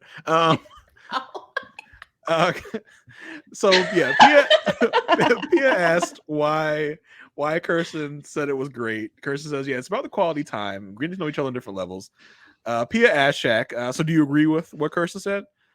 Shaq says, actually, it's been pretty rocky. Like, Kirsten looks at him like, why would you say that in front of these cameras? Wait till we get done with this. We don't have a conversation. He says, yeah, for him it's been rocky, but at Kirsten's like poking as she's as she's staring daggers into him, he's like, well, we've had more good than bad. I'll say that. But we are learning more about each other. And we both have a lot going on, so we have to figure out how to balance it all. Kirsten talks about how she's used to having full control, but now she has to deal with not having all the control. Pia says, well, in a marriage, it's important to recognize that neither one of you can have all the control. She asks Kirsten, so are you comfortable letting Shaq like take care of you and do things for you? Kirsten says, yeah, I'm getting more comfortable day by day, but it's all new to me. Kirsten wants this man to buy her a house. Like, I think that's taking care of her, isn't it? Like, she's like, do you want all the control, or do you want him to buy everything for you? Which one is it? I think she wants Kirsten to is know definitely that for the love languages. She sure acts of service. Yeah, for sure. Like for her to say like, oh, bring in my groceries, or she probably wants to know that he can wash her car, he can mow the lawn, like those things. Like for her to say bringing in the boxes was like a sweet thing, or like she loved that. That was so attractive to her. That is typical acts of service person. For sure. Pia asks, so what have you guys talked about? What attracts you to one another? They exchange weird looks, and Kirsten says, well, no, not really, but I do find it attractive when he does stuff like moving boxes, stuff where he uses his muscles, he takes care of things. That's really him being masculine. Pia asks, so what is the definition of masculine for you, Kirsten? She says, well, getting the job done, taking care of business. She says, well, do you see Shaq as masculine? Now, I'm not sure if this was editing. I'm not sure what this was. No, she said it took a long time. Yeah, Kirsten, she looks at Shaq. She's like, oh, long pause. And then in the quietest voice you could ever hear, she says, he is. Not very confident. Pia does know. She says, that was kind of a long pause. And she says, well, it's because, I really see my dad as masculine, very hands-on. He's tough. He's a provider. He's a business owner. Pia picks out the word tough. She says, you really accentuated that word tough when you talked about your dad. Do you see Shaq as tough? Kirsten says, well, I think he can be, but I haven't really seen that side of him yet. Pia says, so what side have you seen? She says, I've seen the kind, genuine, pleasing side. Pia says, well, is that can't be masculine? She says, well, it helps her feel more secure and comfortable, but not necessarily safe and protected. She says, well, do you not feel like Pia is just like going like in on every single thing Kirsten's saying, like following up. I think this is a good job by Pia in this way of following this chain down. She says, well, do you not feel safe and protected with Shaq? Curtis says, well, that's a tough question, but I do feel like if something was to go down, he would protect me. So Pia says, so why was that a tough question? Kirsten says, because I haven't actually seen it yet. Pia, so Shaq has been dead silent through all this. He's just like sitting there, kind of, I think, seething. He's just like, yeah. Mm-hmm. And I will say, this is I do have to take off my cape for this. Uh-oh. Okay, Kirsten, read a room. If you bring up your father in a previous conversation, multiple previous conversations, and Shaq has shown that makes him uncomfortable because he has not met your dad, and you know that's a looming thing. It hasn't happened yet. It's a current issue. It's still going. Why, in this masculinity question, would you bring up your dad again? Like, why is like, okay, we're well aware that's your example. We knew before Dr. Pia even asked.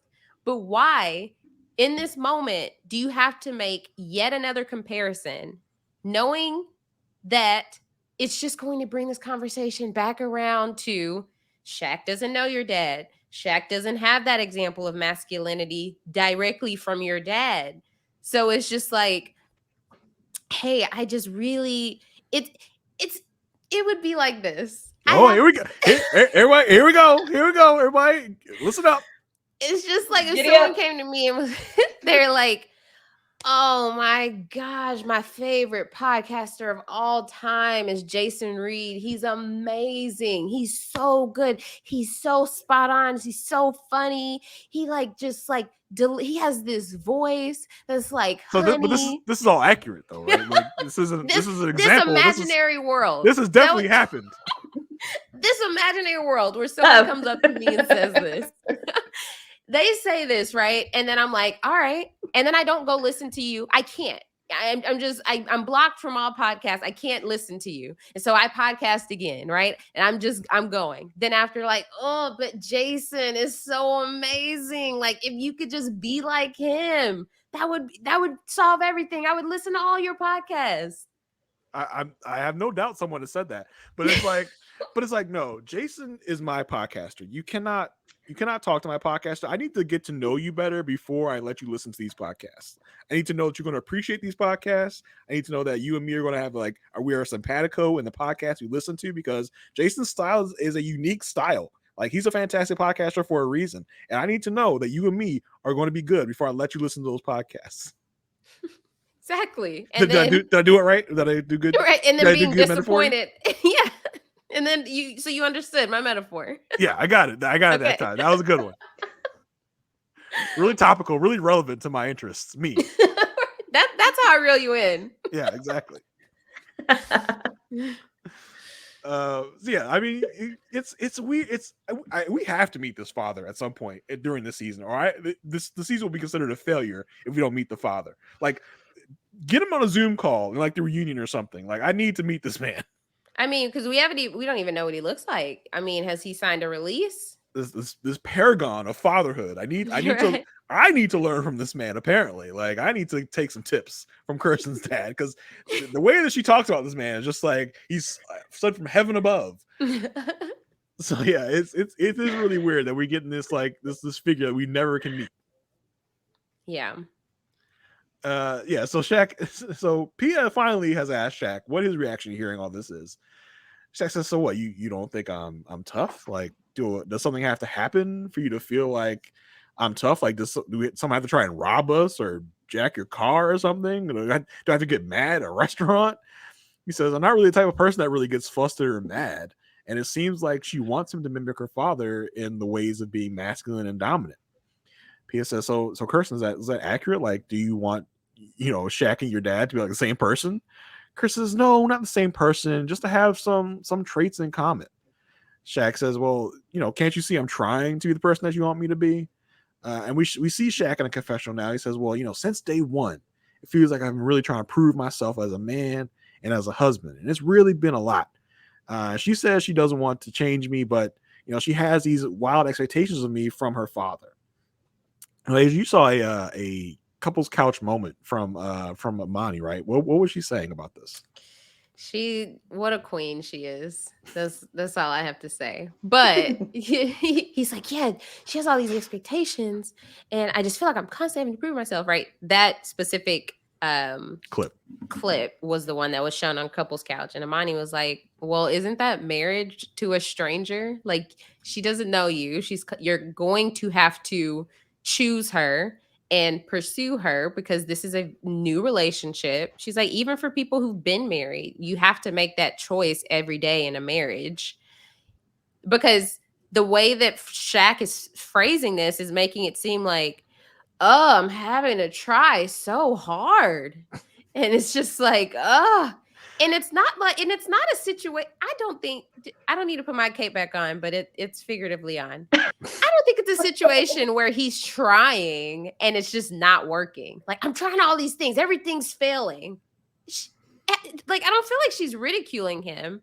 I feel like it is coming up in these situations where, she's being interviewed or they're having to do these exercises where her expectations come up.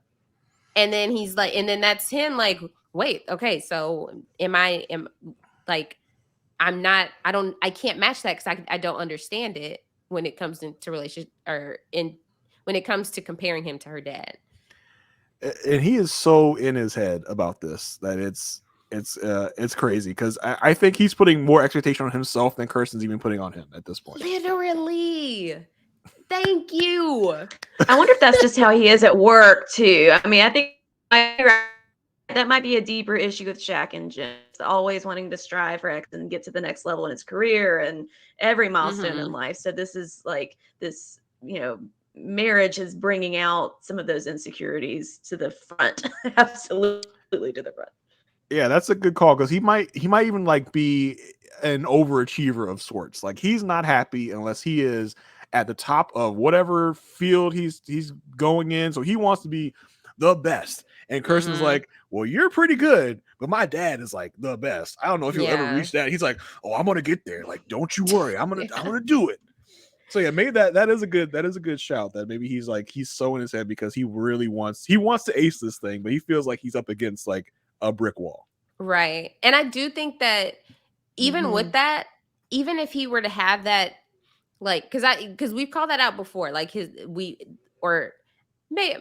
maybe I've called it out and Jason has agreed about Shaq's insecurities, but I think you're more with me now than we have discussed previously. Yeah, I think I am. I'm not sitting here with a Kirsten cape by any means. None at all. You put me in that cape.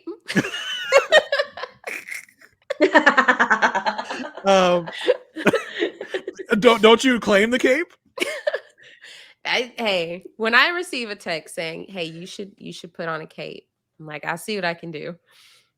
I'm a good sport. I suggested because the cape fits. Like, the cape fits you. That's your role as the Kirsten defender. Anyway, but I am by no means a Kirsten caper upper. She definitely has a lot of blame. I guess I'll say, because I can't think of a better word for this, because she keeps like poking him with the dad thing. But Shaq is really in his own head at this point. He's really, I think his ego has taken a tumble, as Aysha alluded to earlier. It has taken a bruising. So I think that's part of what is driving his pettiness at this point. And I will say that I think so. What I was saying before was that there's a way to approach it, because he could just think, this is a challenge. I see what she's thinking, and I'm just going to continue to pursue her every day. I'm going to continue to show her that, like, my feelings are growing for her each and every day, and that, like, we can do this. But instead, he's seeing it as just like, oh, she's asking for the impossible. I can never. What about hanging out with my friends? What about this dad I'm never going to meet ever? She wants me to spend time with her? Why would I do that? I have my own people. See, man, I have my bow my business. I have my job. I have my mentees. I don't have time for this new wife of mine. Who has the time? I think he's treating, and I've probably said this before, but I feel like he's treating this as if he's treating the marriage as if they have had that like 2 years in a relationship. Like he wants his independence, but it's like, Shaquille, you are in your first 2 weeks, no, not 2 weeks, first 2 months of this relationship. There's a lot of legwork up front that needs to happen. And so even in that clip that they released from Couples Couch, because I'm sorry, I don't watch Couples Couch. That would just be like watching the episode again. I don't even watch that version, Pillow Talk for 90 Day. No, I just don't want to watch the episode twice. I can't do it. Yeah, it's just like, I can't. It's a lot. Yeah, we'll see some reactions, but you still got to rewatch most of the show. So the other couple they showed was the guy that has been on After Party before. And I guess maybe the podcaster that doesn't talk about Married at First Sight that they have on their show all the time. Like, what? Yes. Let me not get on a tangent, but I don't know why like Married at First Sight like keeps having podcasts on that don't talk about their show when you have one podcast out there, this one that talks about Married at First Sight. Like, where? Come on, we're the only one out here talking about Married at First Sight. Exactly. The show was on. Yeah, he was on there with his wife. He's like, yeah, these expectations. Yeah, constantly. He's like agreeing with Shaq. Mm-hmm. And then cut to an actual couple who went through this experience. Even though, Woody's just like politely agreeing, I'm sure. He didn't look like he wanted to be there much. Yeah, he's like, yeah, for sure. But Amani's like... Amani, why did you sign us up for this? We have a new baby. You didn't think we were busy enough? He's exhausted. Very true. But I was like, yes, that like that. I mean, correct me if I'm wrong, but you do like marriages work, and I feel like Shaq is trying to act like the fact that marriages already work, the fact that he's married to a stranger, he's like, you're asking for double work. Come on. Yeah, there are no days off in marriage. Like you kind of in a way. Have to prove yourself all the time. Jen, you're married. I'm sure you can attest to this. You have to prove yourself all the time. Mm-hmm. I mean, it's not going to change. It is, and it is like Dr. Pia said. It is a constant. You're choosing that person and choosing no matter what ones to move forward instead of looking for an. And I guess they just don't have the foundation yet to really fall back on. But hopefully soon they'll have that. And that's the problem. I don't know why he doesn't see that they don't have that foundation to be able to just like have these days off where they're not putting in the work. Yeah. And your partner's going to have expectations of you. The part of the process here is to figure out whether you can match those expectations, because you have to assume that those expectations aren't going to change. Like she is just going to be like, all right, we've been together for a year now. So you can like calm down with the getting all the boxes and take out the trash. Like, you've proven yourself now. You don't have to prove yourself anymore. That's not going to happen. That's going to be every day. Yeah. Not going to change. And I saw someone in the Facebook group said, they were like, Kirsten wants to be a kept woman and Shaq wants a partner. Where are y'all getting that impression that Shaq just wants this equal? Please tell me. Slice together what we've seen of Shaq and show me that they want the same thing. He wants to care for her. Mm-hmm. He has the insecurity that she doesn't believe that he can care for her, but he wants to care for her on his own accord. He doesn't want her to expect him to care for her. Yeah, he doesn't want her to tell him how he should be doing it. Exactly. That was a big thing last week. Like we had, there was a firestorm on Facebook about our opinions last week about Kirsten and Shaq. So I expect the same. People disagreeing with us, and that's fine. We can all agree to disagree. It's fine. But it was really about the way that which me and Aysha like maintain, was a joking manner. But he took it as for realsies. So he didn't like the way that she was telling him how to provide. But both he and she agree that they both like traditional roles, traditional values, which means at some point, Kirsten will probably be at home taking care of whatever kids they have, and Shaq is going to quote unquote bring home the bacon. Yeah, that's all we're saying, people. Yeah, that's it. Yeah. So yeah, we back to the episode we were talking about. So yeah, Pia says her concern for them is that Shaq's going to try and change himself too much for Kirsten, and that's going to end up causing resentment towards her, and he's not going to end up being able to be true self in the marriage. She asks if if Shaq does not become more of your definition of masculine, Kirsten, can this marriage be successful? Kirsten says, well, I don't want him to be something he's not, and I want him to be himself. But if he's meeting other needs in our marriage that I need, then the whole masculinity thing is not going to not going to sink us at all. Like, that's not going to be such a big issue. I think this is really a big issue because this was the whole thing was about this. I don't think Kirsten was running around talking about you're not man enough for me, but she didn't really respond to this in a great way. I don't think. We've had examples on other shows of women saying this exact same thing in a way harsher way. Love is blind. So imagine how Shaq would have reacted to that. I will say on the after party when Kirsten relayed the story of Shaq was working out, so he couldn't get the bags. My wife said, "Wish you would." Like, I said, I know. I said, I know, baby, I know. You don't gotta tell me. There we go. Real life example. Yeah, you don't gotta tell me. I was thinking, I was like, is that really that absurd for her to like?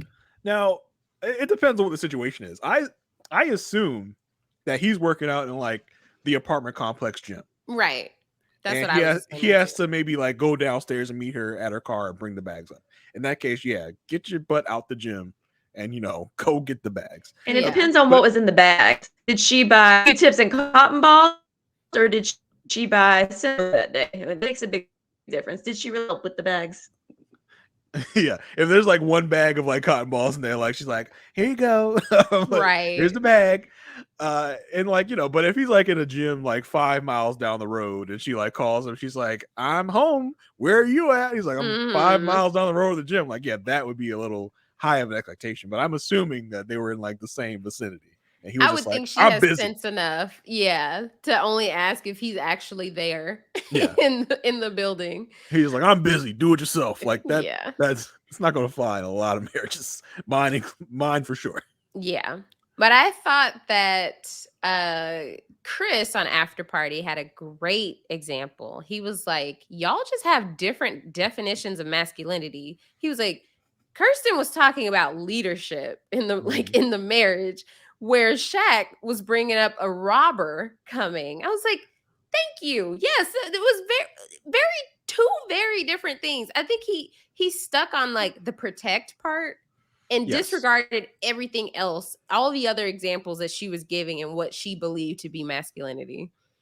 He's like, he and Kirsten are like walking around. She's like, baby, he looked at me wrong. And like, Shaq's gonna go start a fight with that guy because Kirsten thinks he looked at her wrong or something. Like, you're not gonna go punch him in the face. Yeah. You're not gonna stand up for me, like, And I think Shaq used the like example, like if I think what he was meaning to say was like if they got her food wrong, he would like cause a scene about it. Like, when isn't it the stereotypical thing is that the guy will never say anything? He asked for well done, and there's some red here. Can you fix this? Like, the wife will be the one. Yes. Yeah, for sure.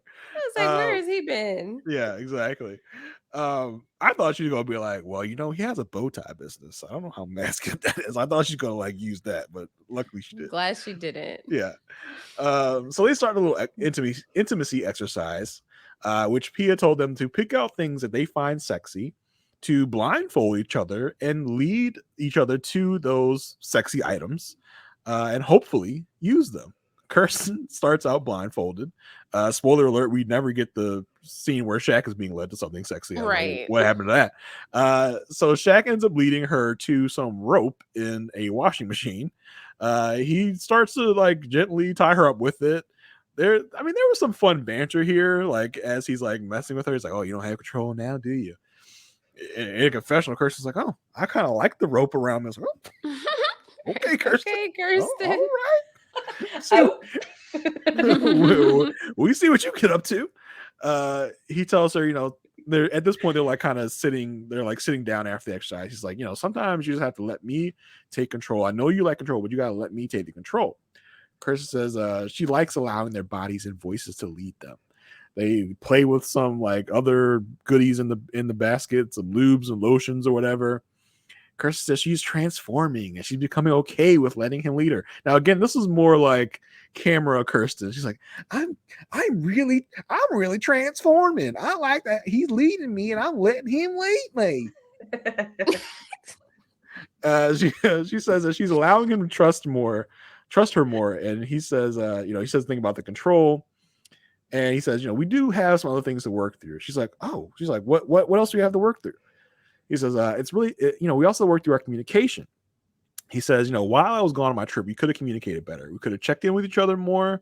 She tells him, well, I knew that you were, doing your work stuff. I knew that you were busy. He says he really wanted her to be there. She said, well, if you had said that, that you wanted me there while you were there or before you had gone, I would have gone. But he said, well, you already had stuff planned. You were running the streets. In a confessional, he says they talked about her going to the work event. Nope. No, running the streets is no good.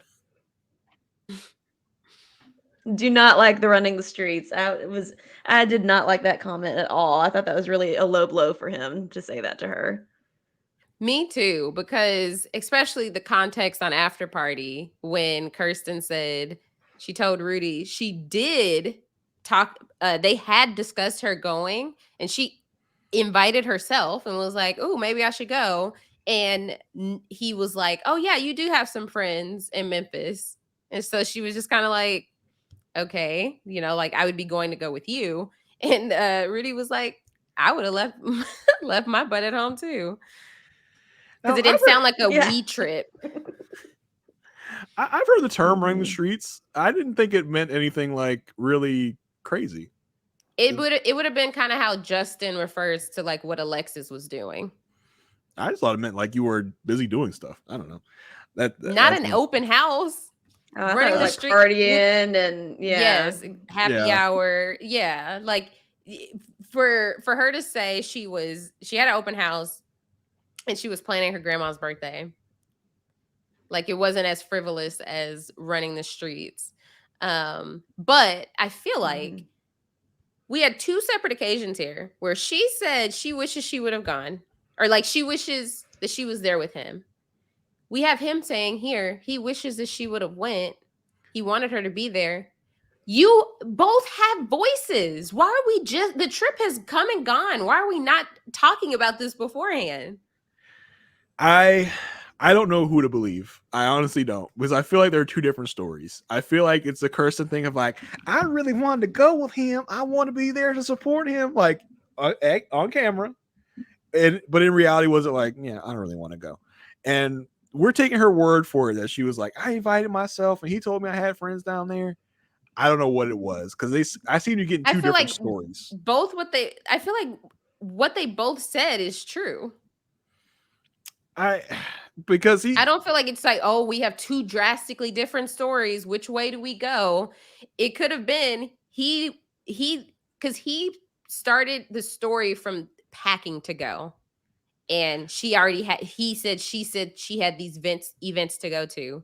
She was talking about how he was going on this trip. Nothing was planned. And he made like she wouldn't have been talking about going on the trip while he was packing. That's before.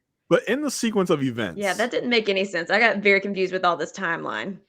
Yeah. To me, in the sequence of events, it's like Shaq says he is going on a trip, and maybe whoever said wanted to go, whoever was going. He wanted her to go. She didn't go. He comes back. He says, I wanted you to go. She said, well, if you had said that, and he says, I did say it, but then you decided not to go. And her defense is, and in that moment is, well, I didn't feel like you really wanted me to go. He's like, well, I asked you to come, so why would I have to beg you to come if I already asked you to come? But months later... No, he didn't say I already asked you to come. He said, we already discussed you coming, which matches her story. He didn't say, he literally said... I wonder if it comes down to a toning. I wonder if she said, "Oh, I can come with you." And he's like, "Oh yeah, you have friends there," which maybe he was thinking, you have friends so you can hang out while I'm at the conference or in class or whatever he was doing, a presentation, whatever it was. But if his tone was just like, "Yeah, you can hang out with your friends," or that's how she perceived it, rather than, "Yes, you should come. I have to do this work thing, but so you can hang out with your friends then, and then we can reconnect later." Like maybe she would have received that tone better. So maybe they are both telling the truth and it was just a tone thing. I don't know. Yeah, maybe. This story of like, I invited myself because I wanted to go, but he acted like he didn't really want me there, is a creation made months later. I don't know. I don't see it. I feel like you're exaggerating. She didn't say he didn't act. He acted like he didn't want me to be there. She stated what happened and was like, so then I stayed.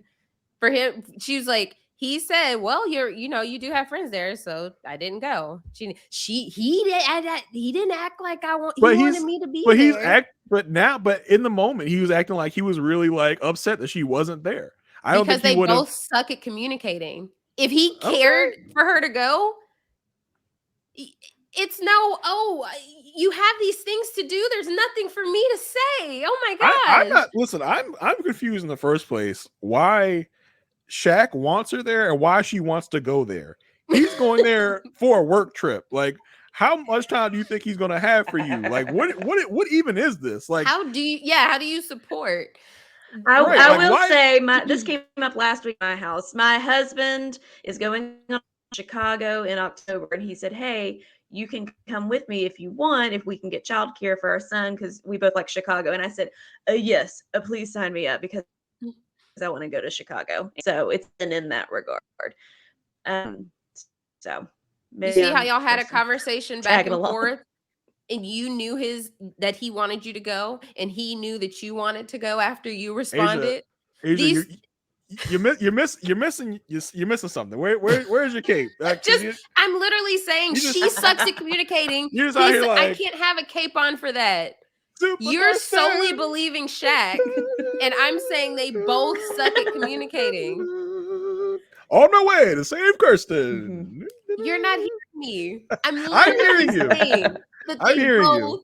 Yes. So there's no cape to be had in the situation. She literally, if she wanted to be there so bad, she literally could have told him that. Yeah, the whole thing blows my mind because, like I said, why does she want to be there and why does he want her there? He's there to work. Like, he's there for like 2 days. Like, I don't know. It was weird to me. And it's a drive away. He acts like he got on a flight. Right. And if she had something to do, like, was she just going to cancel her open house? Like, is that something you could just do as a realtor? Like, oh, never mind. I'm going on a trip with my husband. Like, cancel the open house. Like, I think your client's going to be real upset about that. And for him to say, my number one thing I need is support. And her to say, I really want to go with him on his next trips. I'm like, how does he not know that you want to go on the next, like, he's like, she said she wanted to go on my next trip. My trip comes around, she doesn't go. But y'all talked about it apparently. And what is she supporting? Like, you did such a good job telling him he should come to your school, honey. Good job. Like, what is the support? That's the part of it I don't understand. Anyway, yeah. So it was, the whole thing is a mess. She says that now that he's saying, he really wanted her to go. Now she feels terrible. She really wants to support him. She wants to make sure he knows that, she wants to support him. So she says she feels terrible. In a confessional, a producer asked, and one of the weirdest comments I've ever heard, a producer asked Shaq, "Are you happy in this marriage?" Shaq says, "Happy would be a stretch." I said, "Oh, damn." He says, "But I would say I am grateful and overjoyed to be in this marriage." What? If that's not a bigger emotion than happy, I don't know what is. Do you know what overjoyed means? I mean, like, that's a Christian answer. That's I am grateful and I'm #blessed no matter what. But really, no, I'm not happy. He's just trying to spin it positive. It almost felt like a bless her heart type of thing. Like, I want to say something like crappy, but I'm not going to say something crappy. Like, I get that part, but it's like, I realize what you're saying. Like, happy and like, where's your scale? Happy over, I am grateful for the opportunity. I am happy I'm here. Like if you were to say, Aysha, how are you doing? I'm like, I am overjoyed. You're like, oh, you're happy. I'm not happy though. No, I'm not happy. That I just say that is actually too far. It's almost happy? like it was an honor to be nominated for this marriage. Right. Yeah. Like, what? He says they are not in a place where he feels that she is truly supportive in the things that he loves in his life. I was like, what are you talking about? You went on a work trip. Like, what? What? Why does your wife have to come be a spectator on your work trip? I don't get it. I don't understand. At this point, I feel like we're missing something. I think we are. I think there's something missing here. Hyperbolic to say that she's not supporting the things in his life because of this one work trip situation. Yeah, there's some context here that we are not getting. I'm hoping because it can't be this just absurd. All this crazy. Isn't this? It seems like it comes up again next week in the preview. Weren't they talking about this very issue about I wanted you to come? Yep. Yeah, it's crazy. I don't know what this is really about. But anyway, it looks like she tries to kiss him, but he's like, I feel like he's jokingly saying this. He's like, get out of my face. Yeah, I think he was joking too. Yeah. But I did see people like, did he say get out of my face? Yeah, he did. Yeah, I felt it was joking though. I felt like he wasn't like, get out of my face. I don't want to talk to you. I don't want to see you. Yeah, I feel like he's being playful, which further evidence they kiss all the time. You're just on this track. At the group meetup, Shaq, they talk about Shaq is surprisingly he's the only one to bring out the rating system. Shaq says, I would probably rate us at a 7 or 8 right now. We're doing good, but we have more work to do. And I want her to support me in my job and school. Boy, this boy needs a lot of support. But they are getting better with the intimacy. Eris, of course, being Eris, says, so we're at a baseball diamond. So what base are you on? Shaq says, we're on second, trying to get to third. In the girls meetup, Nicole is asking about bases. So what base do you think you're on? Because it sounds like you guys are building intimacy and you guys might be ready, but you're waiting for the right moment. Kirsten says she does want Shaq to initiate. The other girls kind of like razz her a little bit. So if he initiates, are you going to turn him down? She seemingly gets a little bashful at that. She's like, oh, you're not going to turn him down. I think Jazz is like, you ready to risk it all? Like, Shaq, no, you're ready to risk it all. Her mouth. She was grinning like a Cheshire cat in that moment. She was very giddy. Yeah, she's ready for it apparently. But yeah, that's Shaq and Kirsten for this week. Let's work on the ratings. Aysha, we'll come to you first. Yeah, so I think one thing that's like lingering is we can't forget, she was not initially attracted to him. And so I feel like as much as they're trying to act like they've moved on, I think it's hurting him just as much as it was hurting Clint. And so I think until he feels truly healed from that and he feels like she truly desires him, and I feel like when these things keep coming up, like now, at first it was just the comparison to her dad. Now there's an actual qualifier that, oh, it's masculinity like your dad. And I feel like it's only adding to him thinking, but she's still not attracted to me. No matter what she says, no matter what she does. And so I feel like everything that she's doing at this point, it's supporting his theory that she's not being genuine because he's like, she doesn't really want me. So what is this for? What is she doing this for? She's being fake. She's doing this, which is how I feel like a lot of people feel about her. And why they feel about her. Because they're supporting Shaq in this situation. And I just don't feel like it's that deep with Kirsten, y'all. I feel like she's what meets the eye. I don't feel like she is. I can only think we're peeling back any onions with Kirsten. Literally, I'm trying to say that in the nicest way possible. That's all I'm trying to say. Take that as you will. So I think I'm gonna go ahead. So I was a 3 last week and the week before. I'm going to maintain a 3 because they haven't given up. So I don't think that they are doomed. But I just still feel like it could go either way. This home stretch, these last, what did it say, 12 days left until decision day? This last little bit is going to decide everything for them. And I think they have to both be willing to be vulnerable and commit. And it could actually work. But like we said, on After Party, it's very hard to think that they're still together with how honest they both have been. Everybody's playing the blame game. Yes.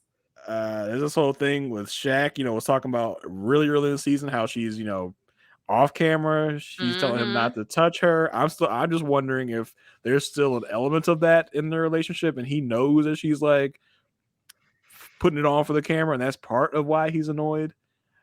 I don't know. No. What'd you? No. I said I don't know. Oh, I thought you said no. Like no, I don't know. How dare you say that about my Christian? No, listen. I want that to be clear. When have I come across just woo Kirsten cheerleader? You just had a cape on for her. For you, Aysha, you were wearing a cape not that long ago. Yeah. Yeah, you just had a cape on. I'm sorry. Sorry, I am not to point out the obvious, who but you participates. I listen. There have been women in the past that I have tried to see no wrong with. Stasha, Mirla, like there's recorded evidence that I have really been like, but y'all, come on. I'm not that with Kirsten. I could own up to it if I were, but trust me. I think everyone out there knows the truth. That you can keep lying to yourself. It's fine. I'm about to boot you from this podcast. Where's the remove button? Jen, how are you feeling about the rating for Kirsten and Shaq? And please try to keep it under 5 minutes, unlike Aysha. So, yeah, okay. So I think I'm torn. I came into it thinking a 3, but the more I think I came into it thinking a 3 because we do know that they consummate their marriage at some point, and that will give him the boost that he needs to know, okay, she is attracted to me. Maybe it'll help his ego. But they issues with them that I just don't think they can get through. So I'm going to give them a 2. Oh, okay, all right, a reluctant 2. Right. I think I've been a 4 for a couple weeks. I think, right, Aysha? You have. You were at a 3. You were at like a 3.1. You went to a 3, and then you've been a 4 the last 2 weeks. I think I want to knock him down to a 3.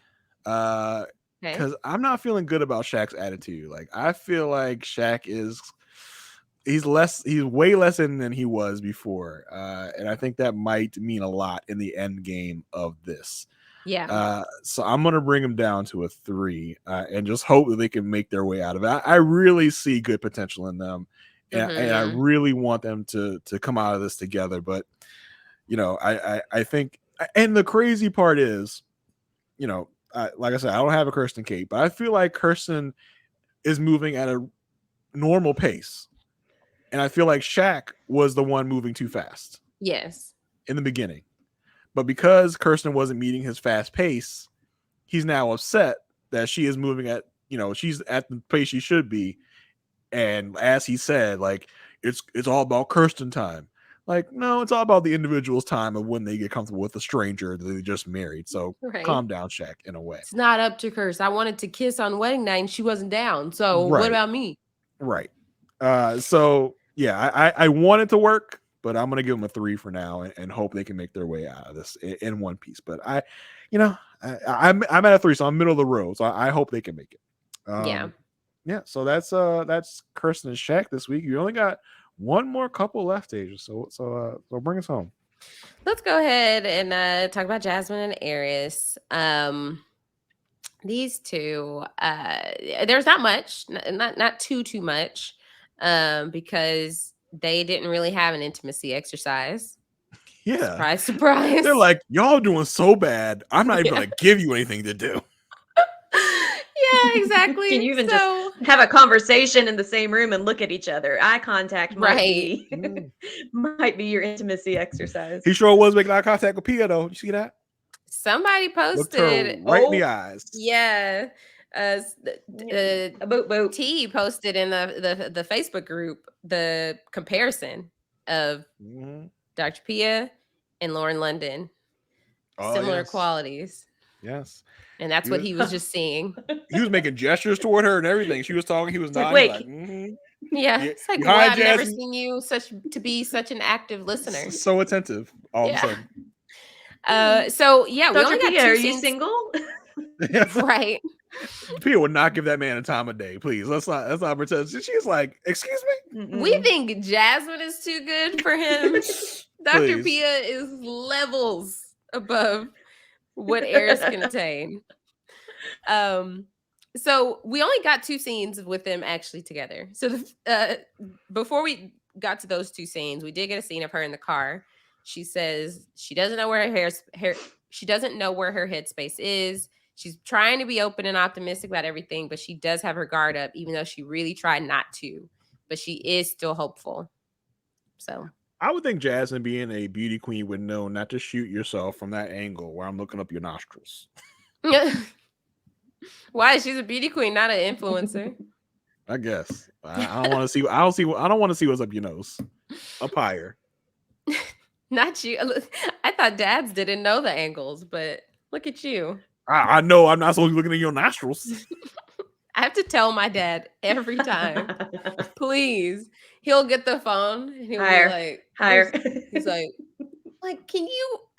What do you see? You see yourself.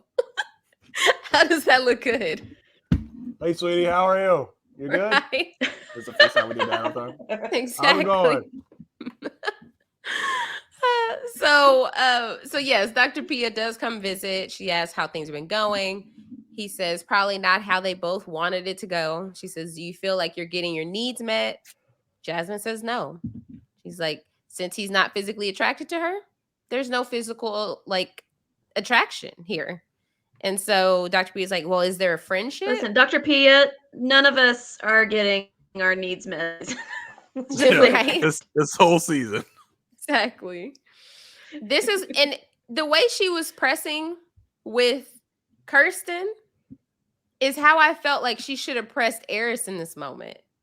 Like, okay, Eris, you told her you weren't attracted to her. Where are you now? How have you validated where y'all are in this relationship? Rather than continuing to direct things at Jasmine. This is where I felt like Dr. Pia was the least helpful. And I know that they're in a very fragile place. Things could go left. They could be done now, really. They're hanging on by a thread. But I just do you think Cal called Pia? He was like, listen, Jasmine and Eris, you don't have to do a lot of work. You just gotta kind of show up. You know, they're pretty much out of it. You just gotta show 10 up. minutes tops. Yeah, just do some talking, say your stuff, and just move on. You know, don't put a lot of energy into it. That's literally the energy it felt like she came in here with, because Eris should have been getting the heat in this situation. So she says, is there a friendship? Jasmine's like, well, he friend zoned me. She's like, yeah, he actually friend zoned me on the honeymoon. Jasmine is so done with this man. She is throwing him under the bus the first second she can get. Well, first of all, he's not physically attracted to me. He told me so. Second of all, he friend zoned me on the honeymoon. Can you believe this, Pia? She's ready to just let it loose. Yes. She's like, I can't even remember the last time I hugged him. Then Dr. Pia says, do you feel like you've been holding back, Jasmine? Well, she did ask Eris, you don't want to hug her? He's like, the longer we go without, the attraction part, the more awkward it is, to hug. Okay. But that's all you, man. Literally. I don't get it. At that point, I feel like that's when you dissect what is Eris doing to improve this situation. But I'm no doctor. She's a doctor. So Dr. Pia does ask Jasmine if she's been holding back. She says she was more open in the beginning, but she has started to be more guarded. And Dr. Pia was like, are you volunteering information? She's like, no, I'm not. Because I'm like, why would I say things when I don't think he cares? And so Dr. Pia was like, well, do you think that you've been being agreeable? And Eris agrees. He thinks, and she's like, Eris behind Jasmine's back. He's like signaling to P. He's like, right. Jasmine looks like, are you nodding your head? Like, he's like, you agree? And he's like, yeah, I feel like when people ask you stuff, like you don't give like your full answer. He's like, and he said after the fishbowl questions, they chilled on the couch for 2 hours, and he was asking a bunch of first date kinds of questions. Now the question is, what to Eris are typical first date questions? The questions we saw on the honeymoon, right? Because we remember the other question he was asking like a day after he met her. So, right. I don't know if these are questions that Jasmine would want to answer anyway. Exactly. So she says when they do have these type of conversations, he gets sarcastic and he acts like he doesn't even want to be there. And so Dr. Pia was like, well, how do you feel like when she says stuff like that? He's like, I love it. I love when she calls me out. What? I was like, wait, what am I missing here? Jasmine's a surprise. That was a plot twist I did not see coming. What is he talking about? What is he ever talking about? We don't know. No clue. So Jasmine didn't expect that. She's laughing. She's kind of blushing. Like, oh, she's kind of cracked up a little bit. She's like, this mother. Yeah. She's like, she has to laugh to keep from like strangling him, I think. Yeah. Like, that's what I think it is. She has to laugh to keep from like just going off on him. Right. So then we get a scene, their last scene, they're cooking HelloFresh together. I couldn't pinpoint which meal they were cooking. I really wanted to know. I forgot to steal one of my wife's HelloFresh instructions. I was gonna make a bit about it, but I forgot to bring it down here. Yeah, I'm on like my I think like 100th box. I could have brought one up too. You gotta tell me all these bits beforehand. You know, I'm the comedy producer of this podcast, apparently. Right.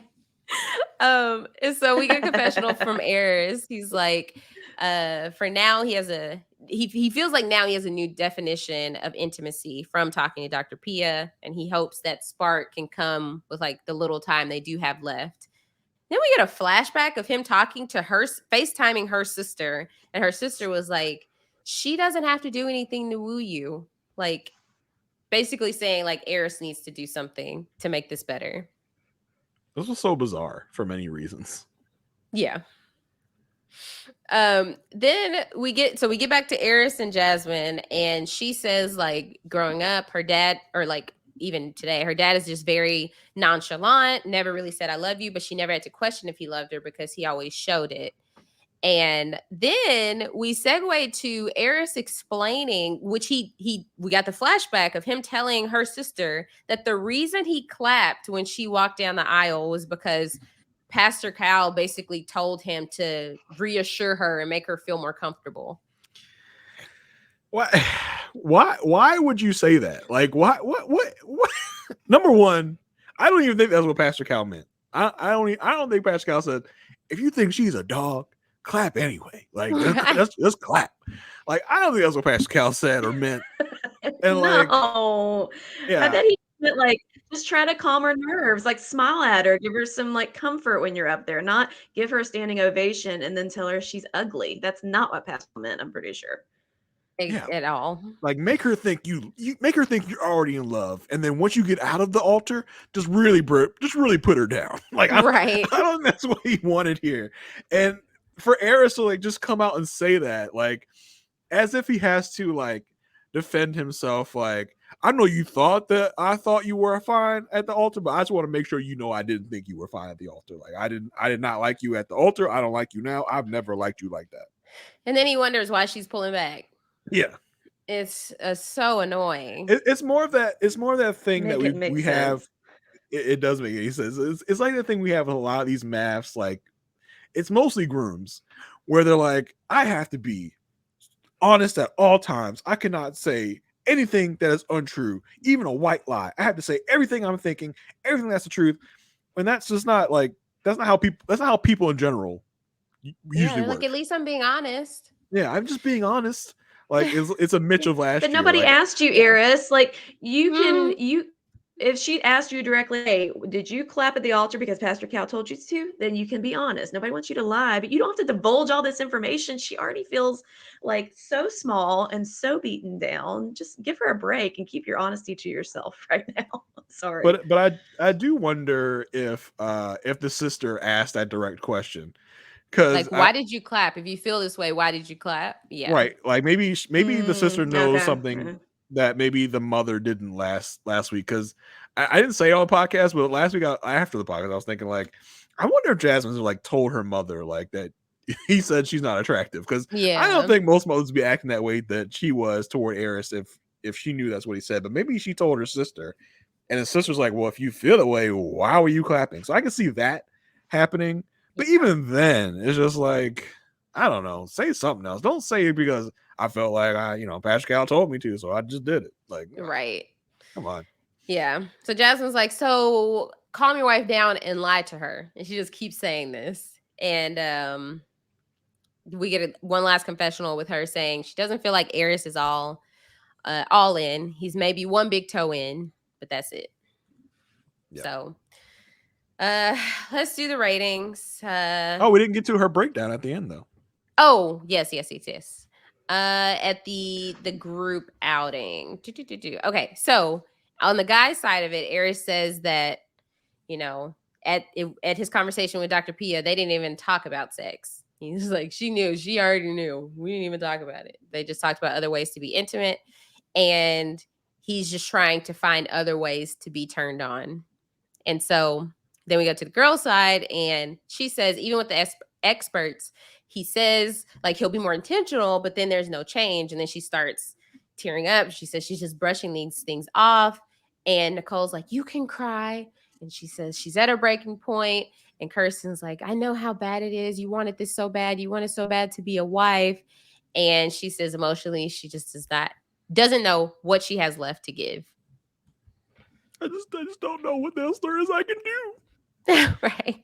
I like Nicole. She again just took the therapist role in this group, saying like, "This is a safe space. You can cry if you need to. Literally, I can give you permission to cry." Yeah. I'll hold hands. So, are we ones across the boards here? Yeah, I'm a one. One. Okay. Yeah. One. That's cool, a one. Cool. Yeah.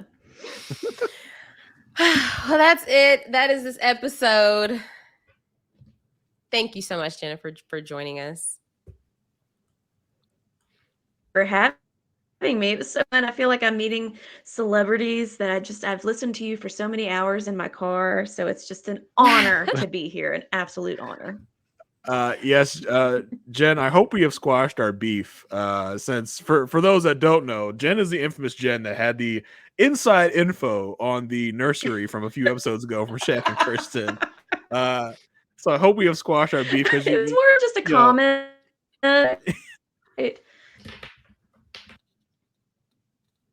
Yeah, so I think told you it's just the beef is squashed. The beef is squashed. Yeah, I'll probably get mad at you for something else later, but for now we're good. Everybody for some reason or other always gets mad at me on this podcast. Usually it's Aysha, sometimes it's our audience, but who really knows where it's going to come from? What I'm going to say is going to offend anyone. So I'm all about it. Once again, Jen, give us your handles, give us your podcast, give it all to us. Okay, well, you can find our podcast, really everything you need to know. doyouwatchwhatiwatch.com. We're on Twitter, got kind of on TikTok. We're on Facebook. We're mostly on Instagram, though. So if you want to just message with me, I manage our social media over there, and it's at Do You Watch What I Watch? Easy enough. So you can give us a listen, check it out. Like I said, if you don't like those kind of movies, hey, sometimes we don't either, but we make fun of them and laugh and have a good time. Yeah, so head on over there, give them the 5 stars they deserve. Listen to the podcast. I mean, listen, if you watch MAFs, I'm sure that you would like these movies. I mean, they're probably hot messes, most of them, and I'm sure that Jen and what was your co-host name? I'm sorry, Josh is Jen and Josh. My co-host. I'm sure Josh. Yeah, I'm sure they skewer them like we skewer this show. So I'm sure that everyone that listens to this type of content will like that kind of content. So go over there, check it out, give them the 5-star ratings, love them up like you love us up. Yeah, so that's it. Aysha, how about you? Yeah, so y'all can follow me on Twitter, TikTok, and Instagram now at Aysha Like Aysha. If you're watching the video of this, I've upgraded my Instagram now that I have an official brand. I have been gifted this on my birthday from one of my very best friends, Jazz, not Jason. Last time I mentioned her, you act like that was a necessary shot. I like. Yeah, that was a dig. No. Literally referencing the last time I referenced her. I guess happy birthdays on multiple social media platforms is not enough of a birthday present for Aysha. So sorry. Oh my god. That's why she likes Kirsten. You didn't buy her a house, Jason. She wants you to buy her a house for her birthday. Ain't she buy me a house? What are you talking about? She got it like that. If I need to bring my groceries in, I don't care if you're all the way up in Baltimore. Okay, Hey. so you can follow me at Aysha Like Aysha, AYSHA like ASIA. Right now, of course, I'm continuing to podcast about Big Brother Canada, so you can find me different podcasts throughout the season. With that, I will be on the Survivor Stock Watch with Taryn Armstrong to talk about this week's episode 6 of Survivor. So excited to do that. Also over on post-show recaps, I joined Latanya Starks and Marissa Garza to talk about season 4 of You. So we wrapped up. They had an amazing coverage of season 4 all throughout. And then we did one last wrap-up podcast to give our predictions for season 5. And then the show that everyone's talking about right now, besides Married at First Sight, is Love is Blind. So make sure you go catch me and Mary Kukowski's coverage of Love is Blind. We will be, so our recaps of weeks 1 and 2 are out. And so this weekend we will be covering week 3, Love is Blind, and we may or may not have a familiar face talking to us about this week. Jen, you're gonna be on with Aysha, Mary Jen? Oh, weird. Yes, yeah. I'm glad to be there. I'm also equally obsessed with Love is Blind, so thanks for having me. So I'm very excited to hear Jason along with his dynamic duo of just hot takes. Isaiah, I can't wait to hear their thoughts about this season, because who knows what they think.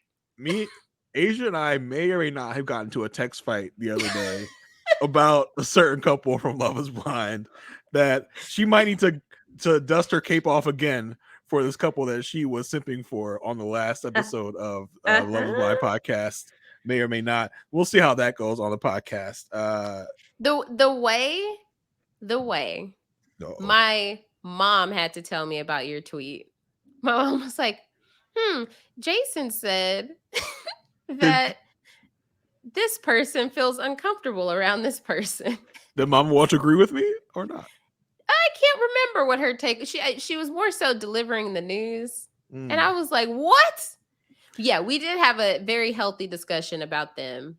Just like our thoughts. But I think they're still growing on her. Okay.